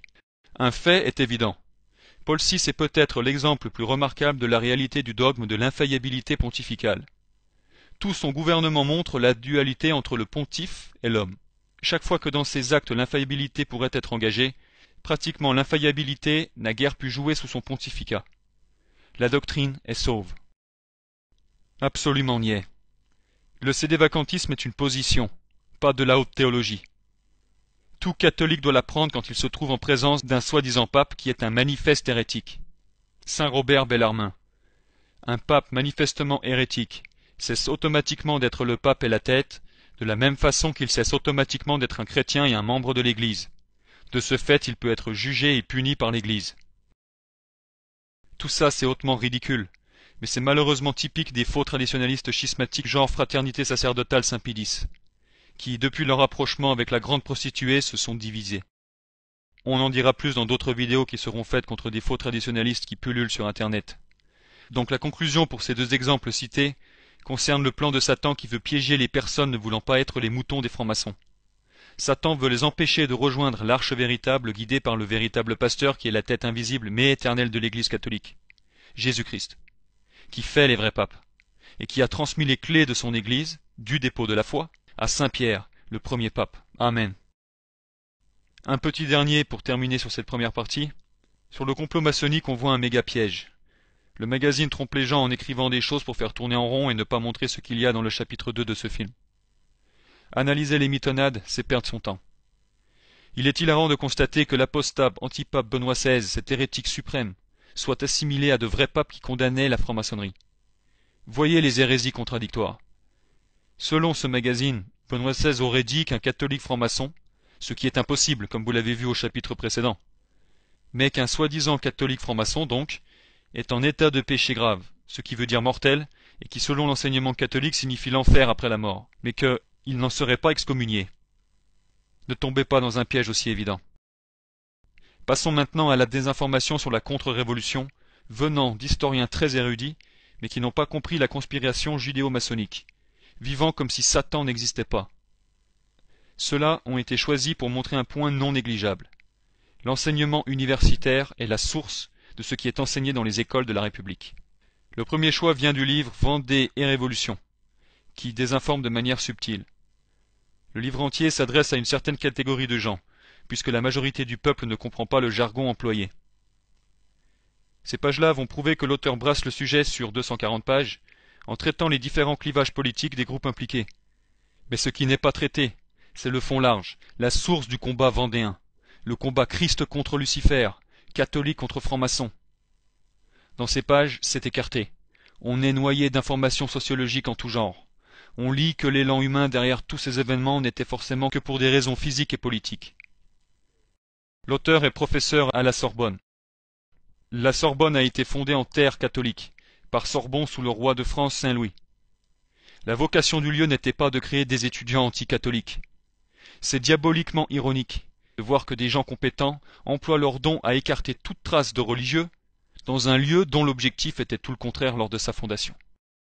À la page 40, on peut voir ça.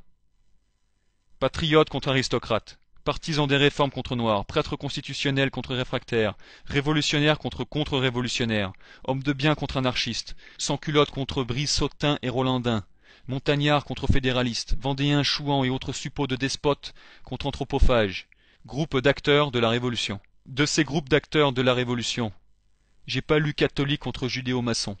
Ça aurait résumé ces lignes. Page 45. La vision du tout politique ne doit pas gommer les profondeurs anthropologiques du social. La brutalité des oppositions et le jeu des vengeances locales jouent un grand rôle dans cette acceptation de la violence contre le voisin rangé dans le camp adverse. Donc si le génocide vendéen n'est pas que d'origine politique, alors c'est que c'est pour des raisons sociales. Page 51. La création de commissions chargées d'établir les poursuites selon des critères plus précis devait supprimer l'arbitraire des jugements émis auparavant dans toutes les institutions judiciaires, nées plus ou moins spontanément dans tout le pays, dans des armées ou dans des villes affrontées à la contre-révolution. La proposition de Robespierre qui centralise et contrôle la justice extraordinaire est incontestablement un des moyens d'arrêter la prolifération mortifère de tribunaux que l'on serait tenté de qualifier de populaires. Ce n'est qu'une réhabilitation conciliaire pro-Robespierre. Ce tyran satanique. C'est abject. Page 75. Proposer que l'on examine dans un protocole de recherche ce que la dénomination génocide apporte de neuf pour comprendre la nature de la terreur n'était donc pas en soi irrecevable. L'écriture de l'histoire est par nature anachronique, même si elle doit prendre en considération la complexité de la globalité d'un contexte donné pour y inscrire une qualification importée d'un autre contexte. Les faits n'existent qu'au terme d'un questionnement, élaboré en fonction d'une hypothèse heuristique. Fin de citation. Nous faire une théorie sur le terme génocide n'enlève pas le fond du problème, la haine anticatholique. Une histoire scientifiquement faite, abritée dans la République, ne sera que conciliaire. Toutes ces analyses complexes, c'est toute la logique révolutionnaire, le pavé des droits de l'homme contre les deux tables des 10 commandements. Voyez comment il place ces guillemets, pour montrer qu'il ne croit pas en ces mots-là. Page 76. Or il n'est possible ni de trouver une identité vendéenne préexistante à la guerre, ni d'affirmer que c'est contre une entité particulière, religieuse, sociale, raciale, que la Révolution s'est acharnée. La guerre de Vendée est apparue dans un contexte de lutte politique partisane, si bien que la Vendée n'a aucune existence hors des invocations. Le mensonge de dire qu'il n'y a pas d'identité vendéenne, c'est là le piège. Car au sens géographique, oui c'est vrai qu'il n'y a pas une identité propre.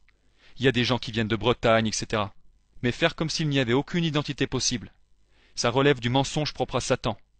Car être catholique traditionnel, c'est l'identité que Dieu souhaite que tout homme ait sur terre. Et ce mythe est facilement démonté par ce fait seul. Des villes entières se sont soulevées pour suivre un élan, c'est-à-dire une identité. Page 77. Sous réserve du respect du protocole de recherche, le détour par le génocide n'est donc pas scientifiquement vain, puisqu'il est obligé à penser nos catégories. Reste que la polémique qu'il a suscitée entraîne des conséquences pratiques à terme. Page 225. La Vendée rendrait nécessaire qu'un règlement de la paix s'effectue sur le même plan. Ni la justice, ni la réconciliation ne sont passés. On sent bien le rapprochement qui va vers le conciliarisme. Et à la page 231, le livre l'avoue lui-même. C'est du pur conciliarisme. Citation. La gestion du passé doit être assurée au prix du refus des tabous, des fétichismes historiques, pour permettre au cours de l'histoire de se poursuivre et au cycle de la mémoire de se boucler. Il s'agit bien là de poser les règles d'un savoir-vivre, entre histoire et mémoire. Donc en fait, ces idées citées du livre, quand elles sont utilisées dans un débat qui oppose des descendants de Vendéens révoltés qui parlent avec le cœur, elles font fureur, car alors les gens qui ne jugent qu'en grande partie sur l'apparence acceptent mieux le jargon d'un Voltaire, qui dit de grands mots du genre Pangloss et Candide. Donc ces exemples montrent le poisson qui se noie dans l'eau. Pour parler de choses simples, on fait compliqué. Quand tout le monde est fatigué d'avoir fait semblant de comprendre, on passe au moment de l'entente cordiale. Le conciliarisme y est imposé. Quand ça fait chic, ça passe toujours mieux. Voici un second exemple de désinformation auquel on va s'intéresser. Eh oui. L'auteur a d'ailleurs perdu son poste d'enseignant, suite à son obstination à vouloir dire la vérité sur le génocide vendéen. Ce livre est excellent contre les types de désinformation primaire des républicains. La page 35 de ce livre a un exemple concret pour prouver ça. Jean-Clément Martin, qui est l'auteur cité précédemment, va jusqu'à écrire « Les textes ne rendent pas compte de tous les événements. Les fameuses noyades de Carrier ne laissèrent que des traces indirectes, les ordres n'ayant jamais été écrits et les bilans jamais établis. Nous avons les témoignages directs de témoins, tant républicains que royalistes, ainsi que les écrits originaux de Carrier. Tous ces documents ont été publiés. Et la chose, c'est que dans ce livre, on ne voit aucune mention sérieuse faite sur les attaques de la désinformation autour du catholicisme chez les Vendéens. Je parle du catholicisme présenté dans cette vidéo, celui de l'armée catholique et royale. Car mis à part ce qui a été cité au chapitre 4, qui est une façon timide d'exposer le catholicisme vendéen, l'auteur ne dit plus rien dans le livre. Aux pages 12-13, en plus de retrouver le mythe bidon à la mode, qui se focalise uniquement sur une Vendée guerre civile, absente de pieux sentiments catholiques, qui passe ensuite au génocide, on reconnaît les mêmes désinformations que pour Jean-Clément Martin sur l'identité vendéenne. En plus de ce qui a été dit tout à l'heure, rajoutons un autre fait. S'ils n'ont pas d'identité, pourquoi les Vendéens portent-ils des objets d'appartenance catholique et royale, comme le Sacré-Cœur, des étendards, qu'ils priaient le rosaire, assistaient à la vraie messe de Saint-Pie V et scandaient pour Dieu et pour le roi? S'ils n'avaient pas d'identité, comment j'aurais pu les employer dans cette vidéo alors? Ensuite, aux pages 27-28, on a l'avis de l'auteur sur ce qu'il penserait du chapitre 4 sur les Vendéens. On lit.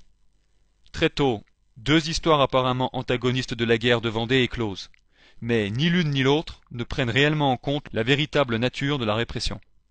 La première, dite conservatrice, a été mise en forme dès 1796 par un certain nombre d'historiens nationaux mineurs, de journalistes et de militaires scandalisés. Partielle, partiale, inaudible pour les contemporains, elle n'a aucun écho auprès du grand public. Faute de relais universitaires et politiques, cette histoire très documentée n'est pas entretenue ou sert avant tout à illustrer et consolider la vision sublimée qu'en ont les Vendéens martyrs. Vision faite d'une addition d'histoires épiques et doloristes, véhiculée par la mémoire populaire. Eh bien voilà ce qu'il faut répondre avec ça. Faute de foi catholique, on a des histoires qui jouent les aveuglés face aux preuves, ne parlant pas de ce qu'il faut parler, parce que c'est jugé indigne d'un programme d'université laïcard, imposé suite à un coup d'État judéo-maçonnique. Sur ce point, il faut faire une réserve sur ce qui est dit ensuite à la page 29 qui est vrai. Sur le plan scolaire, si les communautés religieuses enseignantes locales entretiennent le souvenir, elles le font par une histoire idéalisée, réductrice et simplifiée dont l'objectif principal est la dénonciation du système politique en place. Donc sur ça, même si l'objectif principal est bien en soi, car il faut le dénoncer, le reste est mauvais. Par exemple, la vision idéalisée empêche les lecteurs de voir qu'un roi n'est qu'un homme. Il faut vraiment avoir lu ce genre de choses pour comprendre que des gens croient que tous les rois de France étaient des saints avec Sainte Jeanne d'Arc. Ce thème sera développé plus en détail dans des vidéos contre des faux traditionalistes. Mais la solution à ce dilemme entre le laïcard et l'idolâtre hérétique, c'est qu'il faut que la foi catholique traditionnelle soit chez tout le monde, que l'homme d'église n'oublie pas les dogmes, au lieu de ne faire que de la liturgie, et que le fidèle qui aime l'histoire emploie le don d'analyse qu'il a reçu de Dieu pour parler scientifiquement des faits, sans omettre les preuves de la foi comme le ferait une autruche. Notez aussi que M. Sécher dit lui-même que la religion n'a pas uni ces hommes. La deuxième raison de la méfiance de la population vis-à-vis de la noblesse, c'est qu'il n'y a jamais eu un noble qui spontanément se soit mis à la tête des paysans insurgés. Aucun noble qui est devenu par la suite un grand militaire vendéen ne s'est spontanément mis à la tête des troupes. Donc la religion n'a pas suffi à unir tous ces hommes? Non, pas du tout. Vous savez, le problème religieux, on pourrait en débattre. On va y venir. C'est un problème assez compliqué. Et donc, prenons l'exemple de Charette qui est devenu... Eh bien, c'est un mensonge satanique. Et on attend toujours l'explication du phénomène compliqué. C'est compliqué pour un non-catholique peut-être, mais pas pour un vrai catholique. Et pour ne pas me mettre au même rang social que monsieur, j'appelle du renfort. L'auteur est Dr Eslet comme lui. Il réfutait en 1863 un historien qui relativisait l'implication des nobles et de la foi catholique. Voyons ça. Page 32. 500 à 600 jeunes gens s'y rassemblent. Ils arrachent la cocarde nationale et la foulent aux pieds. Ils ne partiront pas. Et de plus en plus se détournent du régime nouveau accepté avec tant d'enthousiasme à l'aube naissante de 1789, mais qui leur a déjà enlevé leurs prêtres et va demain les arracher à leur sol, et se retournent vers l'ancien régime, qui personnifie désormais à leurs yeux la liberté de conscience et la liberté individuelle. Là est toute l'explication du cri qu'ils pousseront bientôt sur le champ de bataille. Vive la religion, vive le roi. Page 45. Non que je prétende soutenir qu'aucun des nobles présents dans le pays au moment de l'insurrection ne soit venu se joindre de lui-même aux bandes d'insurgés ou se mettre à leur tête. Je suis convaincu au contraire que plusieurs, un bon nombre, ont salué ce mouvement populaire avec enthousiasme et saisi leurs fusils avec l'entrain de leurs fermiers. Page 51. Une chose fort remarquable dans cette guerre de la Vendée, c'est que les premiers qui organisèrent cette armée furent presque tous élus par des soldats qui combattirent sous leurs ordres, et que les seigneurs qui étaient si fiers de leurs nobles se soumirent à des chefs du peuple. Page 66. Pour les catholiques vendéens, la foi religieuse était le plus grand des biens. Libre à M. Port et à d'autres de penser qu'ils l'estimaient à trop haut prix. Je pense quant à moi en tant qu'homme et non en tant que prêtre, qu'ils l'estimaient à sa juste valeur, au prix de la paix, de leur sang et de leur vie. Et leur appréciation valait bien celle qu'en faisait leur adversaire. Les patriotes, les jacobins, voilà les premiers et grands coupables, les véritables provocateurs de l'insurrection vendéenne. Enlevez cette cause, on ne comprend plus rien à la guerre de Vendée. Mettez-la, et la guerre s'explique tout naturellement. Donc, quand on réécoute ça... La deuxième raison de la méfiance de la population vis-à-vis de la noblesse, c'est qu'il n'y a jamais eu un noble qui spontanément se soit mis à la tête des paysans insurgés. Aucun noble qui est devenu par la suite un grand militaire vendéen ne s'est spontanément mis à la tête des troupes. Donc la religion n'a pas suffi à unir tous ces hommes? Non, pas du tout. Les vrais fidèles ont le cœur serré. D'autres exemples pourront être donnés, mais cela devrait contenter les gens disciplinés. La raison de tout ce phénomène qui plaît à l'ennemi est très certainement liée à ce qu'on peut lire en première page du livre. Gandhi est cité, alors que c'est un païen qui aurait été traité de païen par un Vendéen non hérétique. Aussi aux pages 84-85, où on voit que Benoît XVI, cet atroce apostat, est perçu comme pape, alors qu'il est anti-pape. Il est même cité. Et même si l'auteur n'a peut-être pas été pleinement mis au courant de la secte Vatican II, il reste néanmoins que dans son livre, et quand on écoute l'auteur, on ressent son attachement à la pensée unique de l'humanisme onusien, promu par les sionistes, qui ont tous peur du catholicisme, et préfèrent utiliser sans cesse le terme de phénomène religieux. Honteux. En règle générale, l'attaque de Satan se porte avant tout contre ceux qui ont compris la conspiration. Pour eux, par la désinformation, il les oriente vers un bac à sable soit liturgique, soit rempli de mythes, soit de vérités mais qui ne sont pas vitales pour le salut. Tant qu'ils font les orgueilleux et qu'ils continuent de jouer sans les dogmes du dépôt de la foi, et qu'ils ne vont pas dans la Sainte Église catholique, Satan est ravi, car il les a piégés et seront à lui quand ils mourront. Ensuite, la désinformation principale la plus sournoise portée contre les gens de la masse est d'une part basée sur une étude historique anti-catholique, autocentrée sur l'homme et ses aspects sociologiques, principe qui plaît aux francs-maçons, sorti tout droit des couloirs d'études de l'éducation nationale des francs-maçons. Ces historiens ont fait leur licence et doctorat, et au vu de ce qu'ils disent dans leurs ouvrages, on voit que le programme laïcard ne les dérange pas. Par cette opération qui consiste à occulter la pensée religieuse, la République des francs-maçons vise directement l'Église catholique. D'autre part, la désinformation pour la masse, c'est de dire que trop de gens maintenant s'affolent à attirer l'attention sur eux, parce qu'ils se disent victimes de génocide. Et que ça commence à causer des migraines, parce que là-bas au fond il y en a deux qui disent la même chose, mais qui vont encore plus loin dans le passé.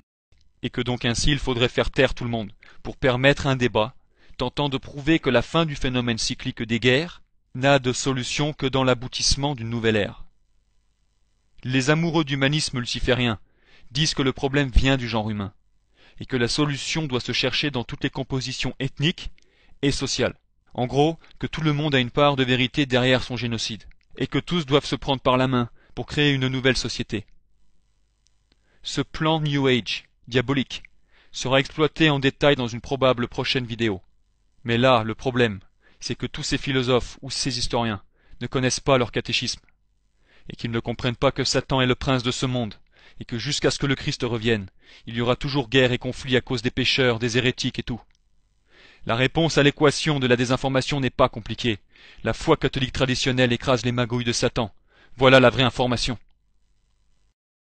Chapitre 7. Bilan. La raison trouve la conclusion catholique. Proverbe 18.3. Quand l'impie arrive au fond de l'abîme, il méprise tout. Quand on fait un bilan simpliste des 1000 ans de règne royal catholique en France, sans considérer les périodes hérétiques survenues dans son histoire et qui ont freiné sa majesté, voilà ce qu'on peut noter. Beauté, sécurité voulue pour le peuple, alors encerclé d'ennemis antéchrist. Grandeur, fidélité et courage dans la volonté de se battre pour le Christ. Bref, un règne catholique. Les hypocrites qui disent s'en moquer payent quand même des tickets dans les musées et les châteaux qui font la réputation de ce règne. Autour de la République française avec sa conjuration judéo-maçonnique, la pieuvre. Soyons courtois dans le temps imparti. Donnons-lui plus de temps qu'elle nous en aurait donné. En 200 ans de règne, elle nous a légué des guerres napoléoniennes, la secte laïcarde, la secte darwiniste qui joue l'autruche, une secte à scandale, cette prostituée amoureuse de toutes les fausses religions de Satan, des colonisations gauchistes sans la croix, donnant pour résultat des décolonisations fomentées par et favorisant les fausses religions, une organisation qui se vante d'apporter la lumière au peuple. La Libye l'a vu, la Syrie la voit en ce moment, qui sait peut-être l'Iran demain. Ces faux mariages d'homosexuels, cette abomination, l'avortement, des salaires de roi pour les joueurs de foot, un marché capitaliste à outrance, des mosquées à tout va, des sionistes qui nous font les lois à censure, une architecture sans nom, des statues sculptées par des artistes New Age qui nous ont sorti leur philosophie. Mais voyez le règne. Ce qui se passe, c'est le juste châtiment qui tombe sur un peuple qui a accepté le nouveau régime antéchrist. Ceux qui l'ont fait de tout cœur, ceux qui s'en fichent, et ceux qui croyaient bien faire sans vouloir faire mal à autrui. C'est du pareil au même, on récolte ce que l'on a semé. En toute charité catholique traditionnelle, voici ce que je dis à ceux qui croient sincèrement œuvrer pour le bien du monde à la mode Mère Teresa l'apostate. Mon prochain, vous que le Christ nous a commandé d'aimer, vous ne savez pas ce que vous faites. La pitié me prend, et parce que je ne veux pas votre perte éternelle, sortez de la fange où vous vous trouvez, peu importe l'étang putride où vous vous trouvez maintenant, c'est un étang du diable. Car vous œuvrez sans Dieu, vous osez le placer dans le rang du fond, en vous disant « faut pas tout mélanger ». Eh ben c'est pitoyable en plus d'être hérétique. Parce que vous ne faites que suivre ces niais qui ont donné au monde des gens comme Crowley, qui exprimaient le fond de leurs pensées. Fais ce que tu voudras, sera le tout de la loi. Tous disent aspirer à aboutir à une vraie paix. Mais cette paix est une paix sans le Christ. C'est ignorance et faiblesse, car c'est une fausse paix, comme l'a dit Notre-Dame lors de son apparition à la Salette. Pape Pie XI, Ubi Arcano, 23 décembre 1922. Il ne saurait donc y avoir aucune paix véritable. Cette paix du Christ si désirée tant que tous les hommes ne suivront pas fidèlement les enseignements, les préceptes et les exemples du Christ, dans l'ordre de la vie publique comme de la vie privée. Il faut que la famille humaine régulièrement organisée, l'Église puisse enfin, en accomplissement de sa divine mission, maintenir vis-à-vis des individus comme de la société tous et chacun des droits de Dieu. Tel est le sens de notre brève formule, le règne du Christ. Matthieu 6, 33. Cherchez donc premièrement le royaume de Dieu et sa justice, et toutes ces choses vous seront données par surcroît. Aussi, ceux qui négligent le vrai aspect de la révolution contre révolution ne pourront pas comprendre l'imposture du 11 septembre et cette méga conspiration derrière la tour de Babel, la pieuvre. Pour ceux qui veulent continuer d'étudier le sujet, regardez les vidéos de la sélection dans la fiche description YouTube, mais faites-le pour le Christ. Sachez ne pas perdre votre temps dans des détails qui étoufferont vos prières. Pour cela, souvenez-vous du message principal de ce film. L'essentiel, la morale si vous préférez. Tout se réfère au catholicisme, tout se réfère à l'Église du Christ. Les choix qu'on fait, les combats qu'on mène, c'est pour le Christ. Tout ou rien pour Jésus-Christ, qui est Dieu. La Révolution française n'est rien d'autre que l'attaque de la synagogue de Satan contre le bras armé de l'Église, châtiment mérité à cause des péchés des hommes. L'objectif principal du maître de ces conspirateurs, Satan, a toujours été de détruire l'Église catholique et d'amener le règne antéchrist. Même si on sait par Matthieu 16, 18 que Satan ne pourra jamais toucher au dépôt de la foi. La contre-révolution n'est donc rien d'autre que la continuation du vrai combat catholique traditionnel. La croisade pour le Christ quel que soit le pays d'où l'on est originaire. C'est d'être catholique traditionnel jusqu'au bout, pas quand ça nous arrange. Une armée de vaillants ne se note pas au fait de qui est le mieux fringué pour la bataille, ou qui tuera qui comment. C'est qui continue de se battre même dans les pires difficultés, pour le seul vrai Dieu, la très sainte Trinité, et Jésus-Christ notre Sauveur. Être d'état d'esprit vendéen, c'est rester fidèle dans les moments les plus difficiles, c'est être catholique. C'est qui sera dans les rangs de l'armée de Jésus-Christ jusqu'au bout.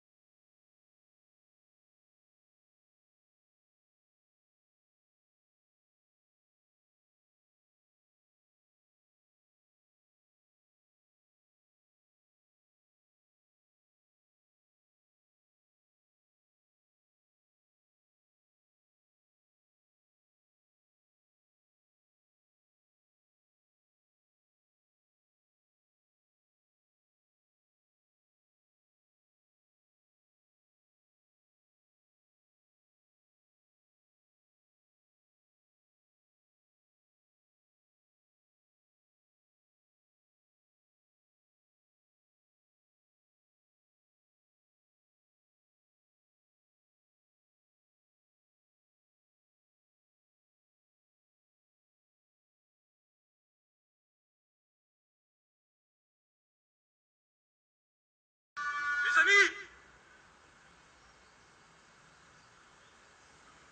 Mes amis, si mon père était ici, il vous inspirerait plus de confiance. Quant à moi, je ne suis qu'un enfant, mais j'espère vous prouver que je suis digne d'être à votre tête. Si j'avance, suivez-moi. Si je recule, tuez-moi. Si je meurs, vengez-moi.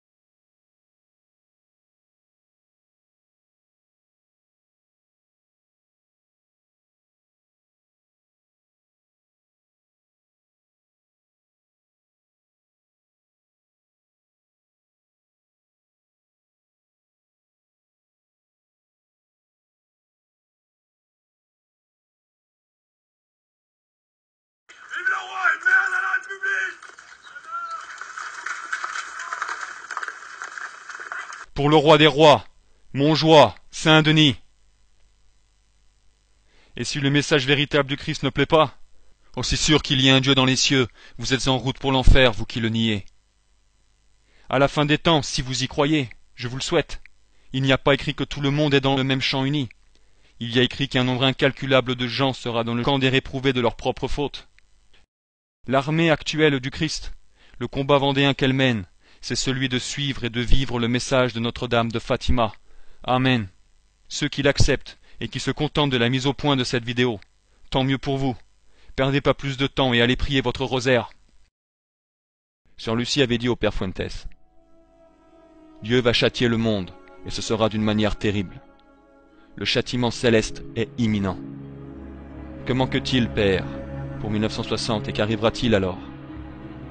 Ce sera bien triste pour tous, nullement réjouissant si auparavant le monde ne prie pas et ne fait pas pénitence. Je ne peux donner d'autres détails, puisque c'est encore un secret. C'est la troisième partie du message de Notre-Dame qui restera secret jusqu'à cette date de 1960. Sœur Lucie poursuivait en disant, « Ma mission n'est pas d'indiquer au monde les châtiments matériels qui arriveront certainement si le monde ne prie pas et ne fait pas pénitence. Non, ma mission est d'indiquer à tous l'imminent danger où nous sommes de perdre notre âme à jamais si nous restons obstinés dans le péché. C'est pourquoi maintenant, il faut que chacun de nous commence lui-même sa propre réforme spirituelle. Chacun doit sauver non seulement son âme, mais aussi toutes les âmes que Dieu a placées sur son chemin.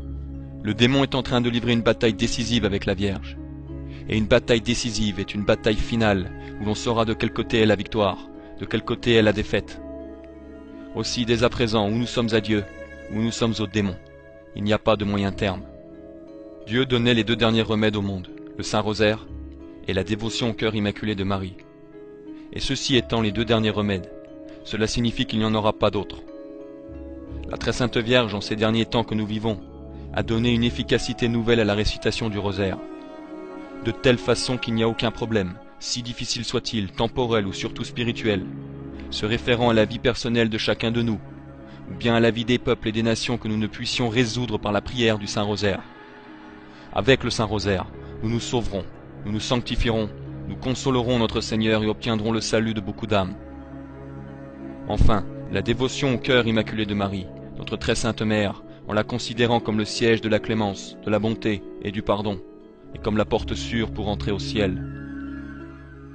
Donc, ce que Sœur Lucie avait dit au Père Fuentes, c'était que la Sainte Vierge Marie lui avait fait comprendre que nous vivons dans les derniers temps du monde.